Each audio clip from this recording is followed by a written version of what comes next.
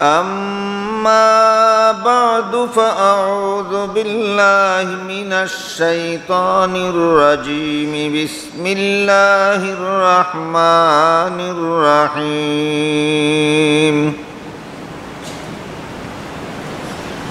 وإذ وعدنا موسى 40 ليلة ثم اتخذتم العجل من بعده وأنتم ظالمون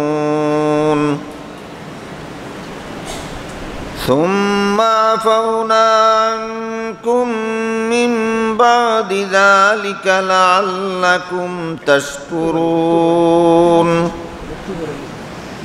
وإذ آتينا موسى الكتاب والفرقان لعلكم تهتدون وإذ قال موسى لقومه يا قوم إنكم ظلمتم أنفسكم باتخاذكم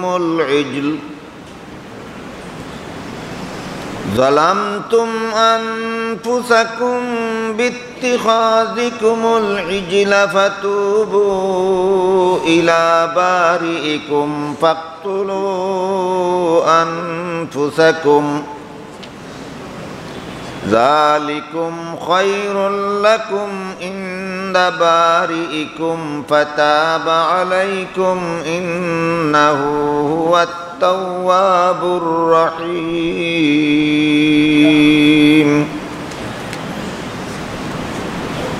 وإذ قلتم يا موسى لن نؤمن لك حتى نرى الله جهرة فأخذتكم الصاعقة وأنتم تنظرون ثم بعثناكم من بعد موتكم لعلكم تشكرون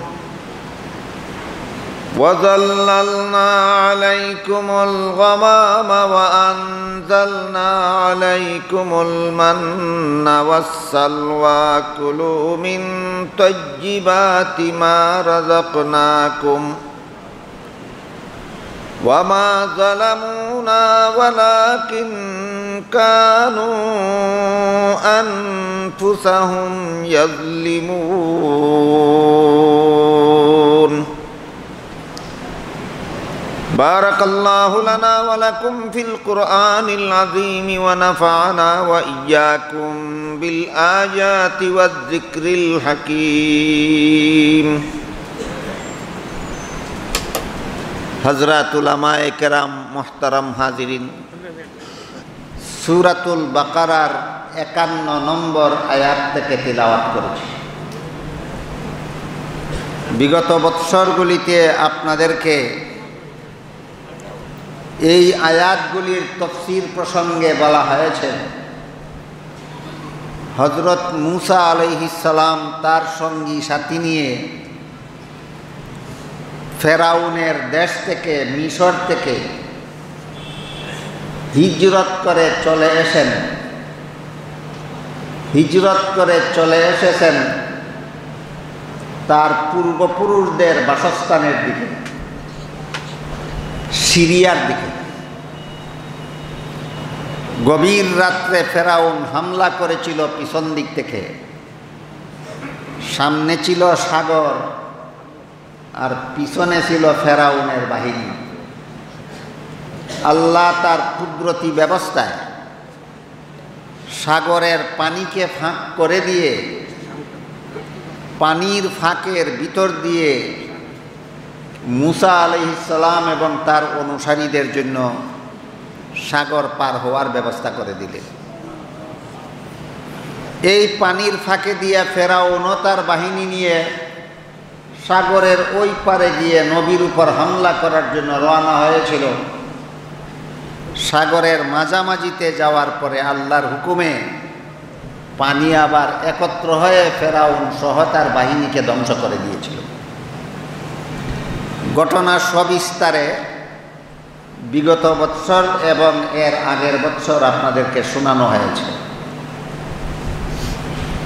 সাগর পার হয়ে যাওয়ার পর ফেরাউন তার সেনাবাহিনী সহ ধ্বংস হওয়ার পর ওই পারে যাওয়ার পরে মুসা আলাইহিস সালামের বংশের লোকেরা, সঙ্গী সাথী লোকেরা, এদের বংশের নাম বনি ইসরাঈল। আশা করি আপনারা ভুলে যাবেন না, প্রায় প্রতি বৎসর একাধিকবার এই নামটা আপনাদেরকে বলা হয় এবং বনি ইসরাঈল নামের এই বংশের লোকদের পরিচয়ও বারবার আপনাদের সামনে পেশ করা হয়। এই বনি ইসরাঈলের লোকেরা ফেরাউনের জুলুম অত্যাচার থেকে নিষ্কৃতি লাভ করল। ফেরাউনের দেশ থেকে হিজরত করে লোহিত সাগর পার হয়ে চলে গেল। তাদের চোখের সামনে আল্লাহ ফেরাউনকে তার বাহিনী সহ ধ্বংস করে দিলেন। এরা অত্যন্ত দুষ্ট প্রকৃতির লোক। পৃথিবীর ইতিহাসে যত দুষ্ট লোকের বিবরণ পাওয়া যায়, এর মধ্যে সবচেয়ে বড় জঘন্যতম দুষ্ট প্রকৃতির লোক হল বনি ইসরাঈল। নদী পার হয়ে তারা বলতে লাগলো, ফেরাউন মরেনি, কখনো মরবে না। ফেরাউন মরেনি, কখনো মরবে না। এই কথা বলার কারণে মুসা আলাইহিস সালাম বলতেছিলেন, ফেরাউনকে আল্লাহ ধ্বংস করে দিয়েছেন। তার উম্মতেরা বলতেছিল, না, ধ্বংস হয়নি, সে মরেনি। শুধু মরেনি তাই নয়, কখনো মরবে না সে। তাই আল্লাহ পাক রব্বুল আলামিন সাগরের পানিকে নির্দেশ দিলেন, ফেরাউনের মরা লাশকে বের করে দাও। পানি ঠেলে বের করে দিল। সাগরের তীরে গিয়ে ঠেকল ফেরাউনের লাশ। চাক্ষুষভাবে তারা দেখতে পারল ফেরাউন মরে গেছে। এইভাবে আল্লাহ পাক রব্বুল আলামিন বলেন,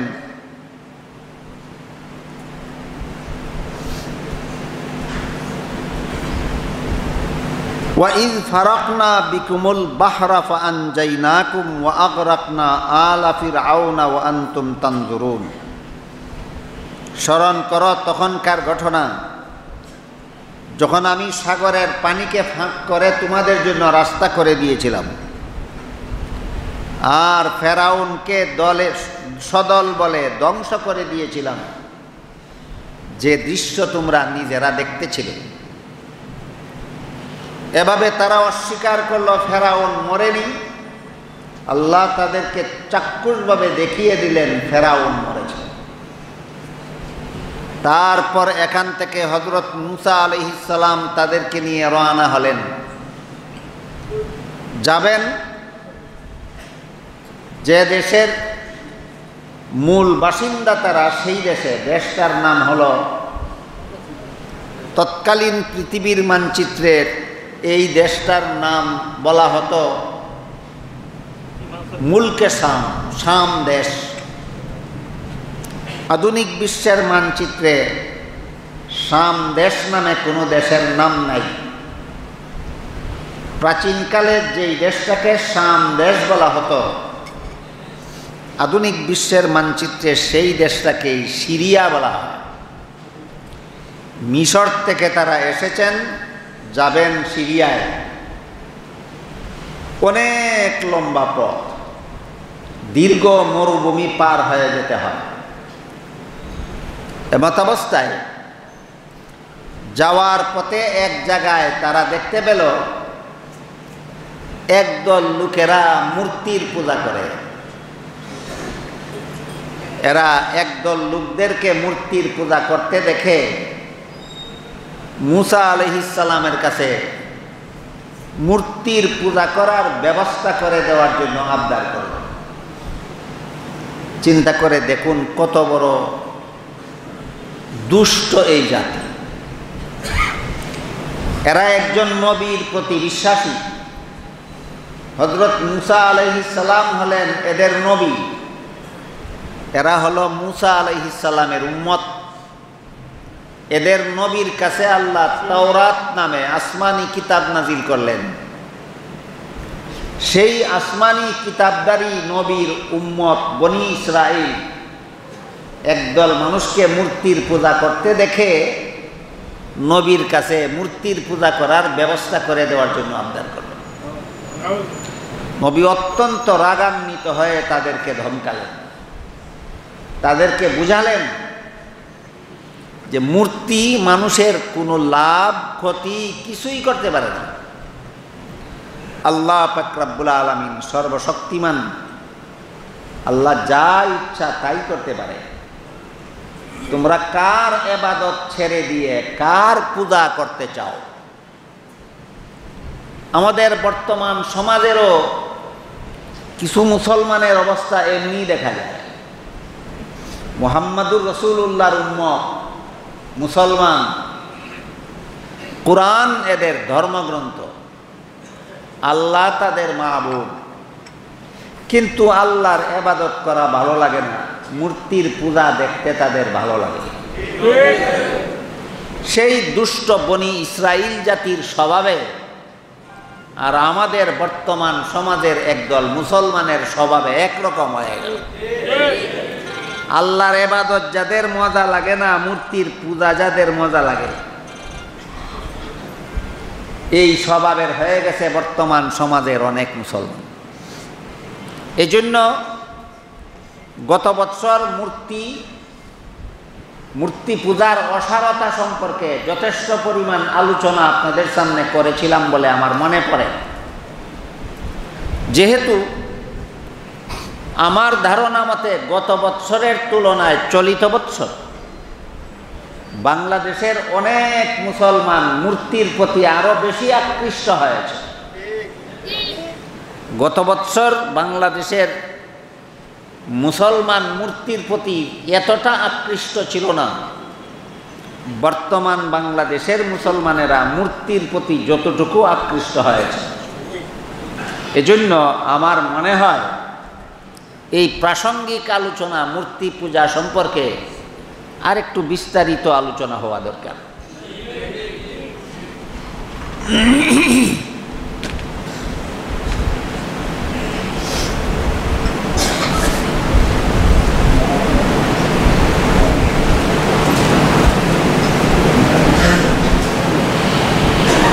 হযরত মুসা আলাইহিস সালাম এখানে তাদেরকে ধমকালেন, শাসালেন, তোমরা কার ইবাদত ছেড়ে দিয়ে কার পূজা করতে চাও? যে আল্লাহ সব কিছু করতে পারেন সেই আল্লাহর ইবাদত ছেড়ে দিতে চাও? যে মূর্তি কিছুই করতে পারে না সেই মূর্তির পূজা করতে চাও? প্রসঙ্গক্রমে আমি বিগত বৎসরগুলিতে আপনাদেরকে ইবাদত এবং পূজার পার্থক্য বলে দিয়েছি। আল্লাহর সাথে যে আচরণ করলে ইবাদত হয়, আল্লাহ ছাড়া আর কারো সাথে সেই আচরণ করলেই পূজা হয়। আল্লাহর সামনে মাথা নত করলে হয় ইবাদত, আল্লাহ ছাড়া আর কারো সামনে মাথা নত করলে হয় পূজা। আল্লাহর কাছে দোয়া করলে হয় ইবাদত, আল্লাহ ছাড়া আর কারো কাছে দোয়া করলে হয় পূজা। আল্লাহকে সেজদা দিলে হয় ইবাদত, আল্লাহ ছাড়া আর কাউকে সেজদা দিলে হয় পূজা। এক কথায় আল্লাহর বেলায় যেই আচরণকে ইবাদত বলা হয়, আল্লাহ ছাড়া অন্য কারো বেলায় সেই আচরণকেই পূজা বলা হয়। এই পূজা এবং ইবাদতের পার্থক্যটা আমাদের সমস্ত মুসলমানদের পরিষ্কারভাবে জানা থাকা দরকার, যেন আমরা ইবাদত ছেড়ে দিয়ে কখনো পূজার দিকে আকৃষ্ট না হই। মুসা আলাইহিস সালাম তাদেরকে এই কথাটাই বুঝালেন, যে আল্লাহ যা ইচ্ছা তাই করার ক্ষমতা রাখেন, তার সামনে মাথা নত করার নাম ইবাদত। যে মূর্তি কিছুই করতে পারে না, তার সামনে মাথা নত করার নাম পূজা। তোমরা ইবাদত ছেড়ে দিয়ে পূজার দিকে আকৃষ্ট হতে চাও, কত নিকৃষ্ট তোমাদের মন মানসিকতা। এই রকম নিকৃষ্ট মন মানসিকতা বর্তমান বাংলাদেশের কিছু মুসলমানেরও তৈরি হয়ে যাচ্ছে। এজন্য এই সমস্ত মুসলমান সহ সর্বস্তরের মুসলমানদের হযরত মূসা আলাইহিস সালাম এবং ফেরাউনের ঘটনার এই অংশ থেকে এই শিক্ষাটুকু গ্রহণ করা দরকার। ইবাদত কি, কাকে করতে হয়, আর পূজা কি, কার পূজা করা হয়। আল্লাহর সামনে মাথা নত করলে ইবাদত হয়, আর আল্লাহ এর বিনিময়ে যা ইচ্ছা তাই দিতে পারে। মূর্তির সামনে মাথা নত করলে পূজা হয়, মূর্তি আমাদেরকে কিছুই দিতে পারে না। আল্লাহ যা ইচ্ছা তাই দিতে পারেন, মূর্তি কিছুই দিতে পারে না। তাহলে মূর্তি পূজা সফল না আল্লাহর ইবাদত সফল? মূর্তি পূজা সার্থক না আল্লাহর ইবাদত সার্থক? আল্লাহর ইবাদত বৃথা না মূর্তি পূজা বৃথা? এই বিষয়টা মুসলমানদের কাছে খুব পরিষ্কার হওয়া দরকার আমি মনে করি। তারপরে হযরত মূসা আলাইহিস সালামকে আল্লাহ বললেন, আপনি স্বস্তির হয়ে তুর পাহাড়ে আসুন, সেখানে আপনার সাথে আমার কথাবার্তা হবে এবং আপনার কাছে আমি আসমানি কিতাব নাজিল করে দেব। হযরত মূসা আলাইহিস সালাম স্বস্তির হওয়ার আগেই একটু তাড়াহুড়া করেই তুর পাহাড়ে চলে গেলেন। এদিকে হযরত মূসা আলাইহিস সালাম বনি ইসরাইলকে মরুভূমির এক স্থানে রেখে গেলেন। হযরত হারুন আলাইহিস সালাম তিনিও নবী, হযরত মূসা আলাইহিস সালামের 1 বৎসরের বড় বয়সে। ওনার তত্ত্বাবধানে বনি ইসরাইলকে মরুভূমিতে রেখে গেলেন, বলে গেলেন যে আমি 1 মাসের জন্য তুর পাহাড়ে যাচ্ছি, 1 মাস পরে আমি ফিরে আসব। ওইখানে গিয়া একটা বিশেষ কারণবশত যেহেতু 1 মাসের মেয়াদকে আরো 10 দিন বাড়ানো হলো, 1 মাস পরে এরা চিন্তিত হয়ে গেলেন। নবী বলে গেলেন 1 মাস পরে চলে আসবেন, 1 মাস চলে গেল, আসছেন না কেন? তারা তো আর ওইখানে যে ঘটনাটা ঘটলো সেটা তো এখান থেকে এরা জানে না। এরা চিন্তায় পড়ে গেল যে নবী 1 মাস পরে চলে আসবেন বলে গেলেন, 1 মাস অতিবাহিত হয়ে যাচ্ছে, নবী আসছেন না কেন? এমত অবস্থায় আর এইদিকে এই বনি ইসরাইলের মুসলমান যারা মূসা আলাইহিস সালামের নবুয়তে বিশ্বাসী ছিল, এদের মধ্যে একটা লোক ছিল, এই লোকটার নামও ছিল মূসা। ইনি নবী মূসা নন, এটা নবীর উম্মতের মধ্যে আরেকজন মূসা। সে আর একটা অঘটন ঘটিয়ে ফেলল। কি অঘটন ঘটিয়ে ফেলল?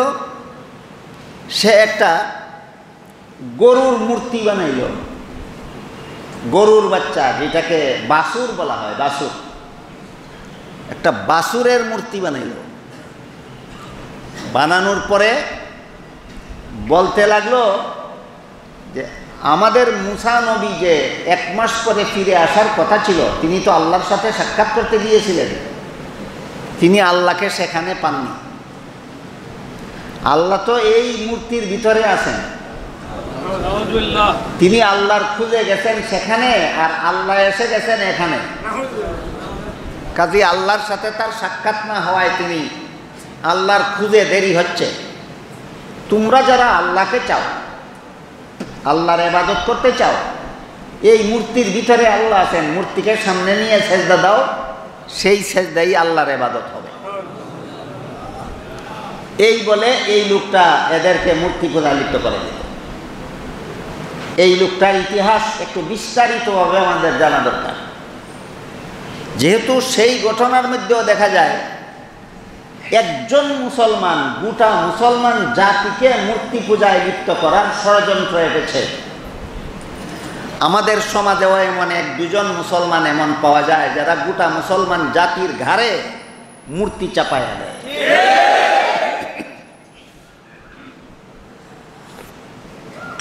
কাজে আমাদের বাস্তব অবস্থা আর মুসা নবীর সেই ইতিহাস একেবারে হুবহু মিলে যায়।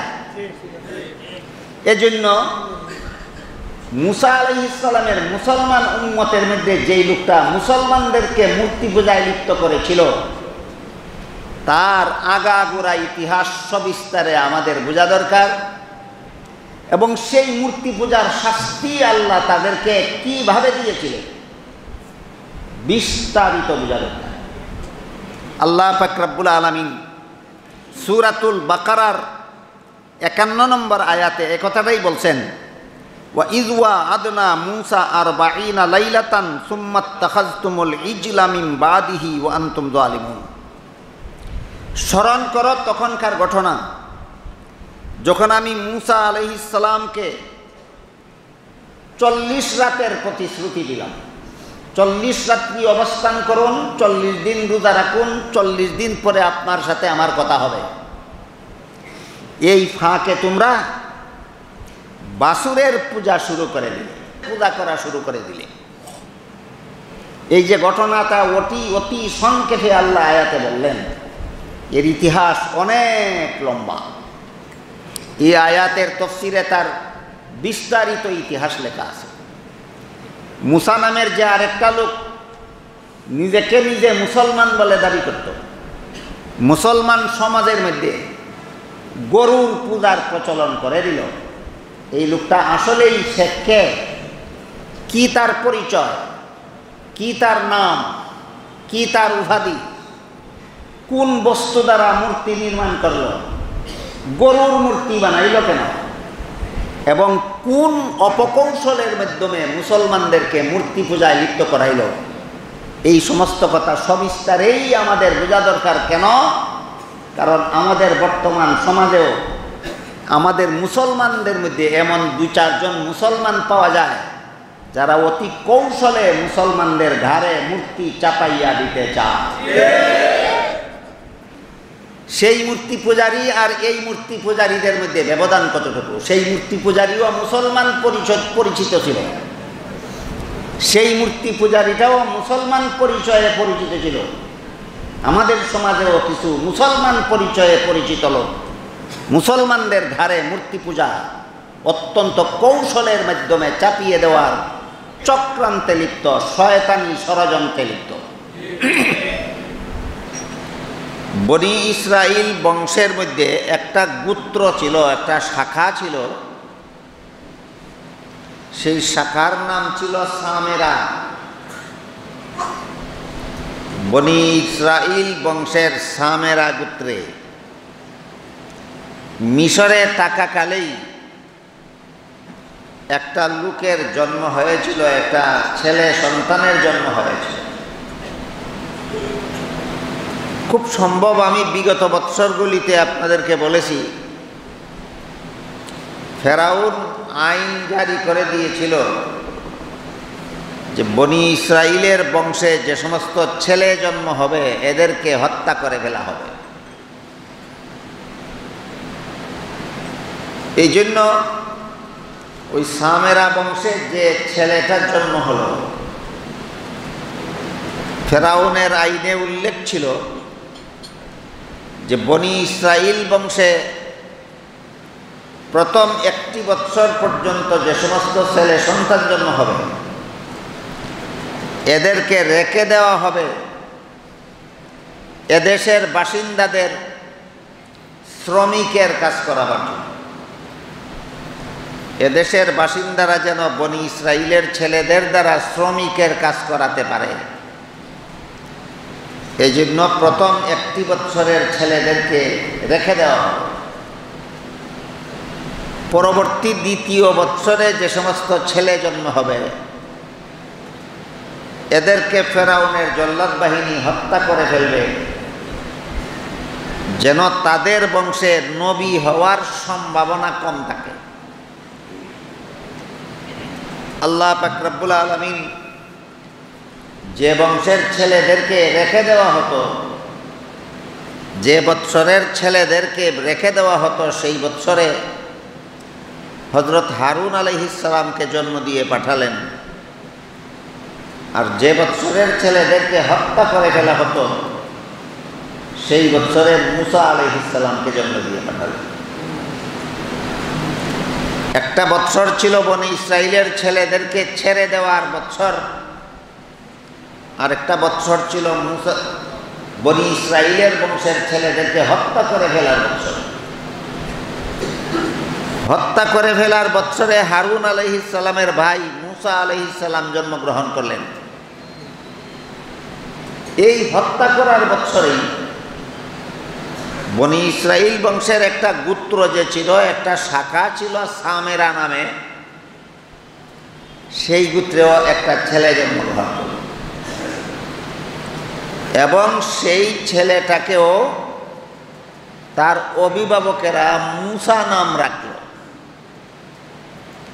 ইনি মুসা নামে যে নবী আছেন এই মুসা নন, সামেরা গোত্রের ওই ছেলেটাকেও তার মা বাবা মুসা নাম রাখল। কিন্তু যেহেতু বনি ইসরাইলের সমস্ত ছেলেদেরকে এই বৎসরে হত্যা করে ফেলার কথা, এই জন্য সামেরা গোত্রের মুসা নামধারী শিশুটা জন্মগ্রহণ করার পরে তার মা ফেরাউনের জল্লাদ বাহিনীর হাত থেকে রক্ষা করার জন্য ছেলেটাকে জঙ্গলে নিয়ে ফেলে দিল। ছেলেটাকে জঙ্গলে ফেলে দিল। আল্লাহ পাক রব্বুল আলামিন জিবরিল ফেরেশতাকে নির্দেশ দিলেন, এই ছেলেটাকে জঙ্গলে তুমি নিরাপদে থাকার ব্যবস্থা করো এবং তার লালন পালনের ব্যবস্থা করো। জিবরিল প্রতিদিন সেই জঙ্গলে আসতেন, একজন স্বাভাবিক মানুষের আকৃতি ধারণ করে আসতেন। আল্লাহ পাক রব্বুল আলামিন সেই মানুষের আকৃতি ধারণকৃত জিবরিল ফেরেশতার এক আঙ্গুলে দুধের ঝরনা প্রবাহিত করে দিতেন, আর এক আঙ্গুলে মধুর ঝরনা প্রবাহিত করে দিতেন।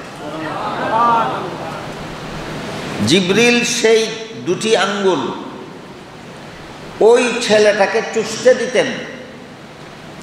জঙ্গলে ফেলে দেওয়া শিশু মুসা নামক শিশুটা জিবরিলের আঙ্গুল চুষে দুধ পান করত, জিবরিলের আঙ্গুল চুষে মধু পান করত। এভাবে সে জিবরিল ফেরেশতার তত্ত্বাবধানে জঙ্গলে লালিত পালিত হয়েছে। এই ছেলের ব্যক্তিগত নামও মুসা, কিন্তু সামেরা গোত্রে জন্মগ্রহণ করার কারণে ওই ছেলেটা সামিরি নামে পরিচিত। যেমনভাবে বাংলাদেশের বসবাসকারীদেরকে বাঙালি বলা হয়, পাকিস্তানের বাসিন্দাকে পাকিস্তানি বলা হয়, আরবের বাসিন্দাকে আরবি বলা হয়, তেমনিভাবে এই ছেলেটা সামেরা গোত্রে জন্মগ্রহণ করার কারণে ওই ছেলেটাকে সামিরি বলা হয়। তার মূল নাম হলো মুসা, আর গোত্রের পরিচায়ক নাম হলো সামিরি। এই ছেলেটার সামিরি নামেই কোরআনে আলোচনা করা হয়েছে। এই মুসা নামের বা সামিরি নামের ছেলেটা যে সামেরা বংশে জন্মগ্রহণ করেছিল, সেই বংশের লোকেরা ছিল মূর্তি পূজারী।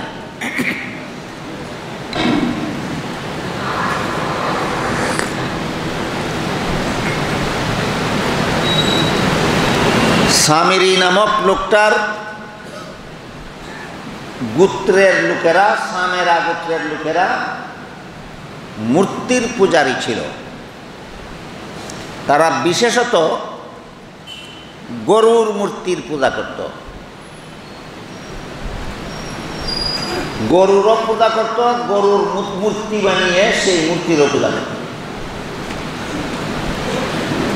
গরুর মূর্তির পূজা করার পক্ষে তাদের যুক্তি ছিল, যে সমস্তটা পৃথিবী একটা গাভীর শিংয়ের উপর বসানো আছে। এই গাভীটা তার শিংকে কখনো নড়াচড়া করায় না। গাভী তার শিংটাকে নড়াচড়া দিলে সমস্ত পৃথিবী তার বাসিন্দা সহ ধ্বংস হয়ে যাবে। এজন্য অত্যন্ত সতর্কতার সাথে গাভী তার শিংয়ের পৃথিবীটাকে নিয়ে দাঁড়িয়ে আছে। এজন্য সারা পৃথিবী এবং তার বাসিন্দা সমস্ত মানুষ পশু নিরাপদে জীবনযাপন করার সুযোগ পাচ্ছে। কাজেই যে গাভীর এত বড় অবদানের কারণে মানুষ জাতি পৃথিবীতে বেঁচে আছে, সেই গাভীটার অবশ্যই পূজা করা দরকার। এই যুক্তির ভিত্তিতে তারা গাভীর পূজা করত, গরুর পূজা করত এবং গরুর মূর্তি নির্মাণ করে সেগুলির পূজা করত। এই গু পূজা বাংলায় যাকে বলা হয় গরুর পূজা, বাংলায় বলা হয় গু পূজা, যেটাকে আমরা সহজে বলতে পারি গরুর পূজা। দুনিয়াতে যত গরু পূজারি আছে গরুর পূজা করে, গরুরে দেবতা মানে, এই সমস্ত গরু পূজারীদের এই পূজার সূত্রপাত সেখান থেকে এইভাবে হয়েছে। আধুনিক ভূগোল সম্পর্কে যারা প্রাথমিক জ্ঞানও রাখেন,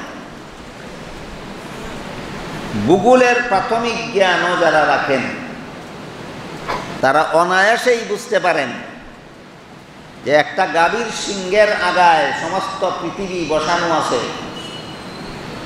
গাভীর শিংটা নড়াচড়া করায় না বলে পৃথিবী টিকে আছে, পৃথিবীর সমস্ত বাসিন্দা বেঁচে আছে। এই কথার সাথে সাধারণ ভূগোলের কোনো সামান্যতম সম্পর্ক আছে না? একটা গাঁজাখুরি কথা। গরুকে দেবতা মানা একটা গাঁজাখুরি কথার উপর ভিত্তি করা, একটা গাঞ্জাখুরি বাজে কথার উপর গরু পূজার মতবাদ ভিত্তি স্থাপিত।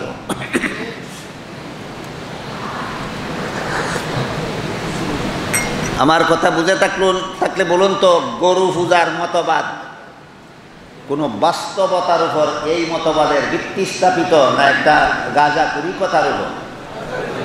গাঁজাখুরি কথার উপর, এই একটা কাল্পনিক কথার উপর ভিত্তি করে দুনিয়ার বহু মানুষ গরুকে দেবতা মানে গরুর পূজা করে। যুক্তি, এই গরুর অবদান আছে আমাদের উপর। যাদের কোনো না কোনো অবদান আছে কারো উপর, তাদেরকেই যদি পূজা করতে হয়, তাহলে দুনিয়াতে এমন কোনো জিনিস নাই যার পূজা না করে উপায় আছে। বলেন আপনারা, সূর্যের অবদান আছে কিনা আমাদের উপর? তাহলে গরু পূজারীদের যুক্তি মতে সূর্যেরও পূজা করতে হবে। চন্দ্রের অবদান আছে কিনা আমাদের উপর? গরু পূজারীদের যুক্তিতে চন্দ্রেরও পূজা করতে হবে।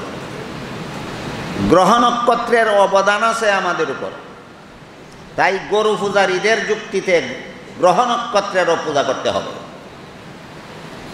আবহাওয়ার অবদান আছে আমাদের উপর, বাতাসের অবদান আছে আমাদের উপর, গরু পূজারীদের যুক্তি মানলে বাতাসেরও পূজা করতে হবে। মাটির অবদান আছে আমাদের উপর, গরু পূজারীদের যুক্তি মানলে মাটিরও পূজা করতে হবে। আগুনের অবদান আছে আমাদের উপর, গরু পূজারীদের যুক্তি মানলে আগুনেরও পূজা করতে হবে। পানির অবদান কি আপনাদের উপর আছে? গরু পূজারীদের যুক্তি মানলে পানিরও পূজা করতে হবে। আসমান জমিনে যা কিছু আছে, আল্লাহ কোরআনে বলেছেন সব কিছুকেই তোমাদের সেবার জন্য সৃষ্টি করেছি। আসমান জমিন, চন্দ্র সূর্য, গ্রহ নক্ষত্র, আগুন পানি মাটি বাতাস, চন্দ্র সূর্য, পাহাড় পর্বত, নদী নালা, গাছপালা, জীব জন্তু, সব কিছুকে আল্লাহ মানুষ পূজা করার জন্য সৃষ্টি করেছেন না মানুষকে সেবা করার জন্য সৃষ্টি করেছেন? যাদেরকে আল্লাহ আমাদের দাস বানিয়েছেন তাদেরকে গরু পূজারীরা মনিব বানিয়েছে, গোলাম রে মনিব বানাইছে। কাকে কি বানাইল? গোলামকে মনিব বানাইল। এটা তাজা মস্তিষ্ক সম্পন্ন মানুষের মতবাদ হতে পারে না, এটা পচা মস্তিষ্ক সম্পন্ন মানুষের মতবাদ হতে পারে।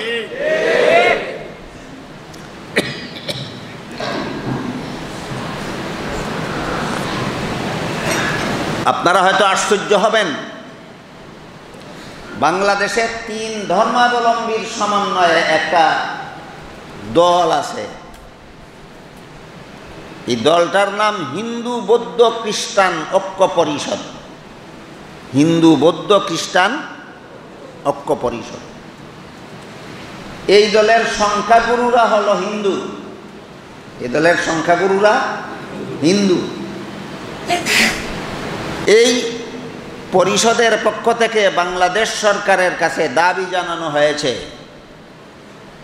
যে বাংলাদেশে গরু জবাই বন্ধ করা হোক। কোন পূজার ভিত্তিতে? গরু জবাই বন্ধ করার দাবি জানানো হলো কিসের পূজার ভিত্তিতে? গরু পূজার ফাউন্ডেশন কোনো বাস্তবতার উপর স্থাপিত না গাঞ্জাকুরিকতার উপর স্থাপিত? এজন্য আমি মনে করি বাংলাদেশ সরকারেরও এই কথাটা বিবেচনায় আনা দরকার। গরু জবাই বন্ধ করার জন্য বাংলাদেশে যে দরখাস্ত করা হলো, আবেদন করা হলো, এই গরু পূজাটা তো একটা গাঞ্জাকুরিকতার উপর ভিত্তি স্থাপিত, বাস্তবতার সাথে তো তার কোনো মিল নাই। যারা গরু জবাই বাংলাদেশে বন্ধ করার জন্য সরকারের কাছে আবেদন জানিয়েছে, এরা আমাদের দেশে সংখ্যালঘু, ভারতে তারা হলো সংখ্যাগুরু। হিন্দুরা বাংলাদেশে সংখ্যালঘু, কিন্তু ভারতে হিন্দুরা সংখ্যাগুরু। বাংলাদেশের মুসলমানেরা হলো সংখ্যালঘু, আর ভারতের মুসলমানেরা সংখ্যালঘু আর হিন্দুরা সংখ্যাগুরু। বাংলাদেশে মুসলমান সংখ্যাগুরু, হিন্দুরা সংখ্যালঘু। এখানের সংখ্যালঘুরা গরু জবাই নিষিদ্ধ করার আবেদন সরকারের কাছে পেশ করে সংখ্যাগুরুদের সঠিক ধর্ম, বাস্তবতা ভিত্তিক ধর্মীয় অনুভূতিতে চরম আঘাত করেছে। এজন্য আমি বাংলাদেশের 16 কোটি মুসলমানের পক্ষ থেকে এই প্রস্তাবকে নিন্দা জানাই। 16 কোটি মুসলমানের পক্ষ থেকে এই প্রস্তাবকে আমি নিন্দা জানাই। ভারতের সংখ্যালঘু মুসলমানেরা যদি ভারত সরকারের কাছে সংখ্যাগুরু হিন্দুদের পূজায় যে পাঠা বলি দেওয়া হয়, সেই পাঠা বলি নিষিদ্ধ করার আবেদন যদি জানাইতো, ভারতের মুসলমানেরা যদি ভারতে পাঠা বলি নিষেধ করার আবেদন জানাইতো, আমার মনে হয় ভারতের হিন্দুরা মুসলমানদেরকে ধরে ধরে পাঠার মতো বলি দিত। কিন্তু বাংলাদেশের হিন্দুরা যে গরু জবাই নিষিদ্ধ করার আবেদন জানাইল, বাংলাদেশের কোনো মুসলমান হিন্দুদেরকে ধরে ধরে গরুর মতো জবাই করে না। তাদের দেশের মুসলমান যদি পাঠা বলি নিষেধ করার আবেদন জানাইতো, তারা মুসলমানদেরকে ধরে ধরে পাঠার মতো বলি দিয়া দিত। আমাদের দেশের হিন্দুরা যে গরু জবাই নিষেধ করার আবেদন জানাইল, আমরা তাদেরকে ধরে ধরে গরুর মতো জবাই করি না। তারা হইলে কিন্তু আমাদেরকে ছাড়ত না, আমরা তাদেরকে ছেড়ে দিলাম। কেন? তার কারণ একমাত্র ইসলাম ধর্ম পরধর্ম সহনশীল। আমরা তাদের ধর্মকে বরদাস্ত করতে পারি, এর প্রমাণ আমরা তাদেরকে ধরে ধরে গরুর মতো জবাই করি না। তারা অন্য ধর্মকে বরদাস্ত করতে পারে না, এই জন্য মুসলমান তাদের দেশের এমন প্রস্তাব করলে মুসলমানকে পাঠার মতো জবাই করে ফেলত। এই অবস্থা পরিষ্কারভাবে প্রমাণ করে যে মুসলমান অপরের ধর্মকে বরদাস্ত করতে পারে। মুসলমান ছাড়া আর কোনো ধর্মাবলম্বী অপরের ধর্মকে বরদাস্ত করতে পারে না। দুনিয়াতে পরধর্ম সহনশীল কোনো ধর্ম যদি থাকে, সেটা একমাত্র মুসলমানদের ইসলাম ধর্ম আছে।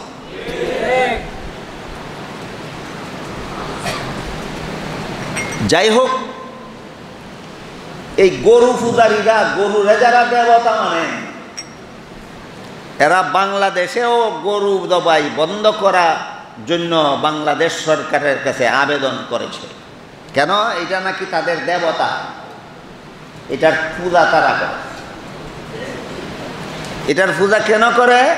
গরুর সিংহের মধ্যে সমস্ত পৃথিবী বসানো আছে। এই গরু কোনোদিন সিং নাড়ায় না, এই জন্য পৃথিবী ধ্বংস হয় না, আমরা বেঁচে আছি।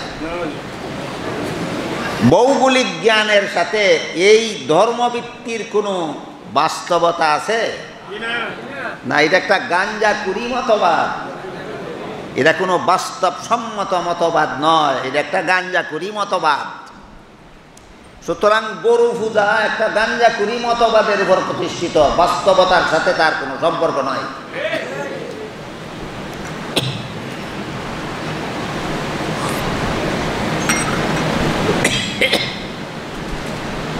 কথাগুলি বুঝে থাকলে আপনারা বলুন তো, আল্লাহ গরু সৃষ্টি করেছেন মানুষ তাকে পূজা করার জন্য, না সে মানুষের সেবা করার জন্য? যাকে বানাইছিলেন আল্লাহ মানুষের গোলাম, মানুষ বানাইল তাকে মনিব। আল্লাহ তাকে তোমার গোলাম বানিয়ে দিয়েছিলেন, তুমি তোমার গোলামকে মনিব বানাইছ। কারে কি বানাইল? গোলাম রে মনিব বানাইল। আমার এই গুরু পূজারী গোত্র ছিল বনি ইসরাইলের মধ্যে সামেরা গোত্র, আর এই ছিল গরু পূজার দর্শন। গরু পূজার দর্শন, গরুরে যারা দেবতা মানে, এই গরুরে দেবতা মানার এই ভিত্তিহীন ধর্মের এখান থেকেই সূচনা হয়। এই লোকটার মূল নাম মুসা, আর বংশগত পরিচয়ক নাম সামির। এই লোকটা ফেরাউনের জল্লাদ বাহিনীর হাত থেকে রক্ষা করার জন্য মা তাকে প্রসবের পরে জঙ্গলে ফেলে দিয়েছিল। আল্লাহর নির্দেশে জিবরিল ফেরেশতা তাকে লালন পালন করেছিলেন। সামনের কথাগুলি বোঝার জন্য আমরা মনে রাখি যে বনি ইসরাইলের বংশের একটা গোত্র ছিল সামেরা নামে। সেই বংশে একটা লোক জন্মগ্রহণ করেছিল মুসা নামে। তার ব্যক্তিগত নাম মুসা, আর বংশগত পরিচয়ক নাম সামির। হযরত মুসা আলাইহিস সালাম যখন মিশরে ইসলামের দাওয়াত দিতে লাগলেন, আমি অন্যান্য সময় একাধিকবার আপনাদেরকে বলেছি যে আদম আলাইহিস সালাম থেকে নিয়ে মুহাম্মাদুর রাসূলুল্লাহ সাল্লাল্লাহু আলাইহি ওয়াসাল্লাম পর্যন্ত সমস্ত নবী রাসূলগণ দুনিয়াতে একটি মাত্র ধর্ম প্রচার করেছেন, সেটার নাম একমাত্র ইসলাম। আদম আলাইহিস সালামের প্রচারিত ধর্মের নাম ইসলাম, নূহ আলাইহিস সালামের প্রচারিত ধর্মের নাম ইসলাম, ইব্রাহিম আলাইহিস সালামের প্রচারিত ধর্মের নাম ইসলাম, মুসা আলাইহিস সালামের প্রচারিত ধর্মের নাম ইসলাম, ঈসা আলাইহিস সালামের প্রচারিত ধর্মের নাম ইসলাম, মুহাম্মাদুর রাসূলুল্লাহ সাল্লাল্লাহু আলাইহি ওয়াসাল্লামের প্রচারিত ধর্মের নাম ইসলাম। এই সকল নবীর প্রচারিত একটি মাত্র ধর্ম, নাম তার ইসলাম। এই ইসলাম ধর্মের, সকল নবীর প্রচারিত ইসলাম ধর্মের মূল বিষয় ছয়টা। এই ছয় বিষয়ে সকল নবীর মুসলমান উম্মতেরা বিশ্বাসী। সকল নবীর উম্মতের ইসলাম ধর্মের মূল বিষয় কটা? এই 6 বিষয়ে সকল নবীর উম্মতেরা বিশ্বাস। এই 6টি বিষয় ইমানে মুফাসসলের ভিতরে বর্ণিত হয়েছে। আমানতু বিল্লাহি ওয়া মালাইকাতিহি ওয়া কুতুবিহি ওয়া রুসুলিহি ওয়াল ইয়াউমিল আখিরি ওয়াল কদরি খাইরিহি ওয়া শাররিহি মিনাল্লাহি তাআলা ওয়াল বাসি বাদাল মাউত। আমি আল্লাহর প্রতি বিশ্বাস স্থাপন করলাম, আমি আল্লাহর ফেরেশতাগণ বিশ্বাস করলাম, আমি আল্লাহর নাজিলকৃত আসমানি কিতাবগুলি বিশ্বাস করলাম, আমি আল্লাহর প্রেরিত নবী রাসূল বিশ্বাস করলাম, আমি আল্লাহর নির্ধারিত তকদির বা ভাগ্য তালিকা বিশ্বাস করলাম, আমি পরকালে বিশ্বাস স্থাপন করলাম। কটা হইল? আল্লাহ বিশ্বাস, ফেরেশতা বিশ্বাস, আসমানি কিতাব বিশ্বাস, নবী রাসূল বিশ্বাস, তকদির বিশ্বাস, পরকাল বিশ্বাস। কটা? এবার বুঝে থাকতে বলুন তো, সকল নবীর প্রচারিত ইসলাম ধর্মের মূল বিষয় কটা? এই 6 কথার কোনো একটি কথা কোন যুগের, কোন দেশের, কোন মানুষ যদি বিশ্বাস করে না, সে আর মুমিন মুসলমান থাকে না।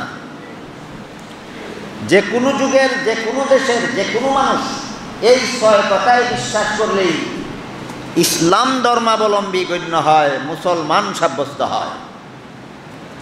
বুঝে থাকতে বলুন তো, সর্বযুগের সকল মানুষ কতটা কথায় বিশ্বাসী হলে মুসলমান গণ্য হয়? 6 কথা। 6 কথা আছে কোথায়? ইমানে মুফাসসলে। এই 6 কথা ছাড়া অন্যান্য অনেক কথা এমন আছে, অনেক বিধান এমন আছে যা বিভিন্ন নবীর ইসলাম ধর্মে ব্যবধান আছে। ব্যবধান আছে। যেমন আদম আলাইহিস সালামের ইসলাম ধর্মে বিধান ছিল আপন মেয়েকে আপন ছেলের কাছে বিয়ে দেওয়া হালাল। মুহাম্মদুর রাসূলুল্লাহর ইসলাম ধর্মে এই ব্যবস্থাকে হারাম করে দেওয়া হয়েছে। এটা কি 6 কথার এক কথা না 6 কথার বহির্ভূত কথা? হ্যাঁ, এটা 6 কথার বহির্ভূত কথা। অন্যান্য নবীর ইসলাম ধর্মে সম্মানিত ব্যক্তিকে সেজদা দেওয়ার মাধ্যমে সম্মান করা হালাল ছিল। মুহাম্মদুর রাসূলুল্লাহর ইসলাম ধর্মে একমাত্র আল্লাহ ছাড়া আর কাউকে সেজদা করা হারাম করে দেওয়া হয়েছে। এটি 6 কথার এক কথা না 6 কথার বহির্ভূত কথা? 6 কথার বহির্ভূত অনেক কথা এমন আছে যে এক এক নবীর ইসলাম ধর্মে বিধান এক এক রকম ছিল, কিন্তু 6টা কথা এমন আছে যা সকল নবীর উম্মতের জন্য সমানভাবে প্রযোজ্য। 6 কথা সকল নবীর ইসলাম ধর্মাবলম্বীতে সমানভাবে প্রযোজ্য। আল্লাহ বিশ্বাস, ফেরেশতা বিশ্বাস, আসমানি কিতাব বিশ্বাস, নবী রাসূল বিশ্বাস, তকদির বিশ্বাস, পরকাল বিশ্বাস। বলুন তো, এই 6 কথার কোন কথা কোন নবীর ইসলাম ধর্মে ছিল না, না সকল নবীর ইসলাম ধর্মে ছিল? সকল নবীর ইসলাম ধর্মে ছিল। এবার বলুন তো, মুসা আলাইহিস সালামের ধর্ম কি ছিল? ইসলাম। ওই সামিরী নামের লোকটা মুসা আলাইহিস সালাম যখন মিশরে ইসলাম ধর্মের দাওয়াত দিচ্ছিলেন, ইসলাম ধর্ম গ্রহণ করছিল মানুষেরা, তখন সামিরিও ইসলাম গ্রহণ করেছিল। সামিরিকে লালন পালন করেছিলেন জিবরিল ফেরেশতা, আর মুসা নবীকে লালন পালন করেছিল ফেরাউন। জিবরিল ফেরেশতার মতো একজন সম্মানিত ব্যক্তি লালন পালন করলেন সামিরিকে, আর ফেরাউনের মতো একটা বেঈমান লালন পালন করল মুসা নবীকে। এজন্য এক কবি বড় চমৎকার বলেছেন, আরবি কবি, মুসাল্লাযী রাব্বাহু জিবরিলু কাফিরু ও মুসাল্লাযী রাব্বাহু জিবরিলু, মুসাল্লাযী রাব্বাহু জিবরিলু কাফিরু ওয়া মুসাল্লাযী রাব্বাহু ফিরআউনু নবিয়্যু। যে মুসাকে জিবরিল লালন পালন করলেন সেই মুসা কাফের, আর যেই মুসাকে কাফের ফেরাউন লালন পালন করলো সেই মুসা নবী। কাফেরের লালিত পালিত মুসা হলেন নবী, আর জিবরিলের লালিত পালিত মুসা হলো কাফের। এবার আমরা বোঝার চেষ্টা করি সামিরি নামের মুসা কাফের হলো কিভাবে। মুসা নবীর দাওয়াতে তো সে ইসলাম ধর্ম গ্রহণ করলো। ইসলাম ধর্ম গ্রহণ করার পরে কাফের তাকে না মুসলমান হয়ে যায়? সামিরি মুসলমান হয়ে গেল। কিন্তু বিভিন্ন তফসিরের বিবরণ মতে এই কথা সুস্পষ্টভাবে প্রমাণিত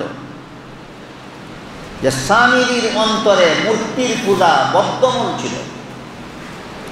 মূর্তি পূজার প্রতি সামিরির অন্তরে ঘৃণার সৃষ্টি হয়নি। মূর্তি পূজার প্রতি সামিরির অন্তরে আকর্ষণ বাকি রয়ে গিয়েছিল। মূর্তি পূজার প্রতি ভক্তি শ্রদ্ধা বিদ্যমান ছিল। বলুন তো, মূর্তি পূজার প্রতি ভক্তি শ্রদ্ধা বিদ্যমান থাকা অবস্থায় যদি কেউ ইসলাম ধর্ম গ্রহণ করে, তার ইসলাম গ্রহণ করা গ্রহণযোগ্য কখনো নয়। তাইলে আসলেই যে পূজায় বিশ্বাসী সে যদি কলেমা করে, বিশ্বাসী পূজায় কিন্তু পরে নবীর কলেমা, এই রকম আন্তরিকভাবে অবিশ্বাসীদেরকেই কোরআনের ভাষায় মুনাফিক বলা হয়। কিছু লোক আছে যারা পরিষ্কার ভাষায় বলে আমরা ইসলাম ধর্ম মানি না, আসলেও মানে না, স্বীকারও করে যে আমরা ইসলাম ধর্ম মানি না। এরা অবিশ্বাসী, সরল অবিশ্বাসী। আর কিছু লোক মুখে বলে ইসলাম গ্রহণ করলাম কিন্তু অন্তরে মূর্তি পূজা বিদ্যমান। এরা সরল অবিশ্বাসী না দুঃখবাজ? এই সমস্ত দুঃখবাজদেরকে কোরআনের ভাষায় মুনাফিক বলা হয়। তাহলে সামিরি সরলভাবে ইসলাম গ্রহণ করেছিল না ইসলাম গ্রহণের নামে প্রতারণা করেছিল? ইসলাম গ্রহণের নামে প্রতারণা করেছিল। তার বংশের লোকদের সাথে সাথে তার অন্তরেও মূর্তি পূজার প্রতি ভক্তি শ্রদ্ধা বিদ্যমান ছিল। মূর্তি পূজার প্রতি তার অন্তরে ঘৃণার সৃষ্টি হয়। মূর্তি পূজার ইতিহাসের,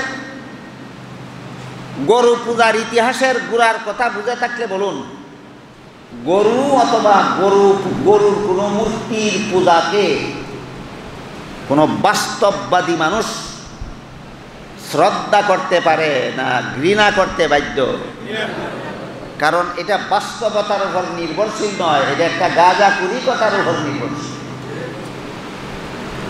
সমাজে মুসলমান হিসাবে পরিচিত, সমাজের মানুষ জানে সামিরি একটা মুসলমান, কিন্তু তার অন্তরে রয়েছে মূর্তি পূজার প্রতি শ্রদ্ধা। আমাদের বর্তমান সমাজেও এমন মুসলমানের অভাব নাই, অন্তরে অন্তরে মূর্তি পূজার প্রতি শ্রদ্ধাশীল আর বাহ্যিকভাবে মুসলমান হিসাবে পরিচিত। এই রকম দুঃখাবাজদেরকে কোরআনের ভাষায় মুমিন মুসলমান বলা হয় না মুনাফিক বলা হয়? মুনাফিক। যে সমস্ত নামদারি মুসলমান, যারা সামাজিকভাবে মুসলমান হিসাবে পরিচিত, এদের মধ্যে যাদের অন্তরে মূর্তি পূজার প্রতি শ্রদ্ধা রয়েছে, এদের জন্য রাসূল করিম সাল্লাল্লাহু আলাইহি ওয়াসাল্লামের একটা হাদিস আপনাদেরকে পরিষ্কারভাবে বলে দিচ্ছি, স্মরণ রাখুন। সেটা হলো আল্লাহ রাসূল বলেন, আল মারউ মা মান আহাব্বা, দুনিয়াতে যাকে যে ভালোবাসবে পরকালে তার সাথে তার হাসর হবে। মূর্তির ভালোবাসা যাদের অন্তরে আছে, পরকালে মূর্তি যাবে যেখানে এরাও যাবে সেখানে। মূর্তির প্রতি যাদের অন্তরে ভালোবাসা আছে, পরকালে মূর্তি যাবে যেখানে এরাও যাবে সেখানে।